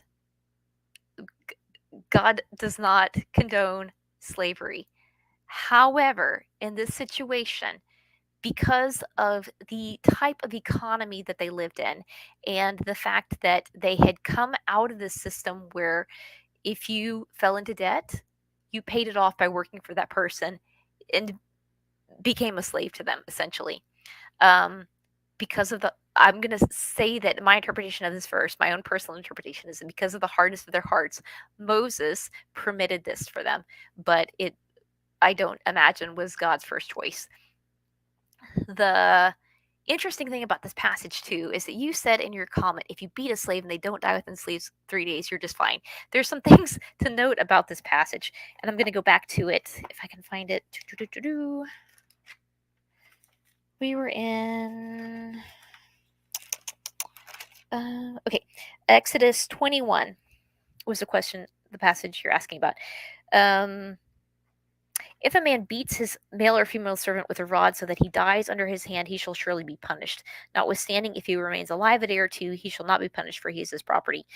If any harm follows, you shall give life for life, eye for eye, tooth for tooth, hand for hand, foot for foot, burn for burn, wound for wound, stripe for stripe. Okay. And if a man strikes the eye of his male or female servant and destroys it, then he shall let him go free for the sake of his eye. And if he knocks out the tooth of his male or female servant, he shall let them go free for the sake of his tooth. So there's a bit of a safeguard here, because basically, if the person who is who has this, it calls a male or female servant here, essentially, and it's important to note too that when I'm saying this, like, they're only allowed to work for this person for 6 years, and then after the 6th year they are required to set them free. So these are not people that are allowed to be enslaved. You're not allowed to be enslaved to someone else for the entirety of your life. That is not permitted. 6 years you're allowed to serve. It's more like an indentured servitude to pay off debt than it is what we would consider to be ownership of somebody, and that you own them for the rest of their lives. You're allowed to have them work for you for 6 years. If at the end of 6 years they say they want to stay with you, they can make that choice, and that's a whole nother situation. But otherwise, you have to let them go in 7 years. And here's the thing: it really behooves the person who is overseeing this servant who's basically paying off their debt not to hurt them, because if they strike them in the head and they die, they've got to make restitution for it. If they strike them in the head and they lose an eye or a tooth, the person who is who is the master, if you will, of that person, they are going to lose their own eye or their own tooth. And so I think it's an allowance that God said of, this is where you've come from, and because of the hardness of their hearts, as Jesus talked about, it was something that was allowed but was not preferred by God. But these safeguards are in place so that if this person, it really behooves them not to hurt the person who's serving them at all, because they will definitely have to pay for it, and that's a pretty high price to pay, I think. So it's not maybe not quite the original image that might come into the mind of an American um, in this particular context, living in 2024. Anyways, that's what I would say about that. That's my own personal interpretation of that. Given what I know now, that's the best I can give.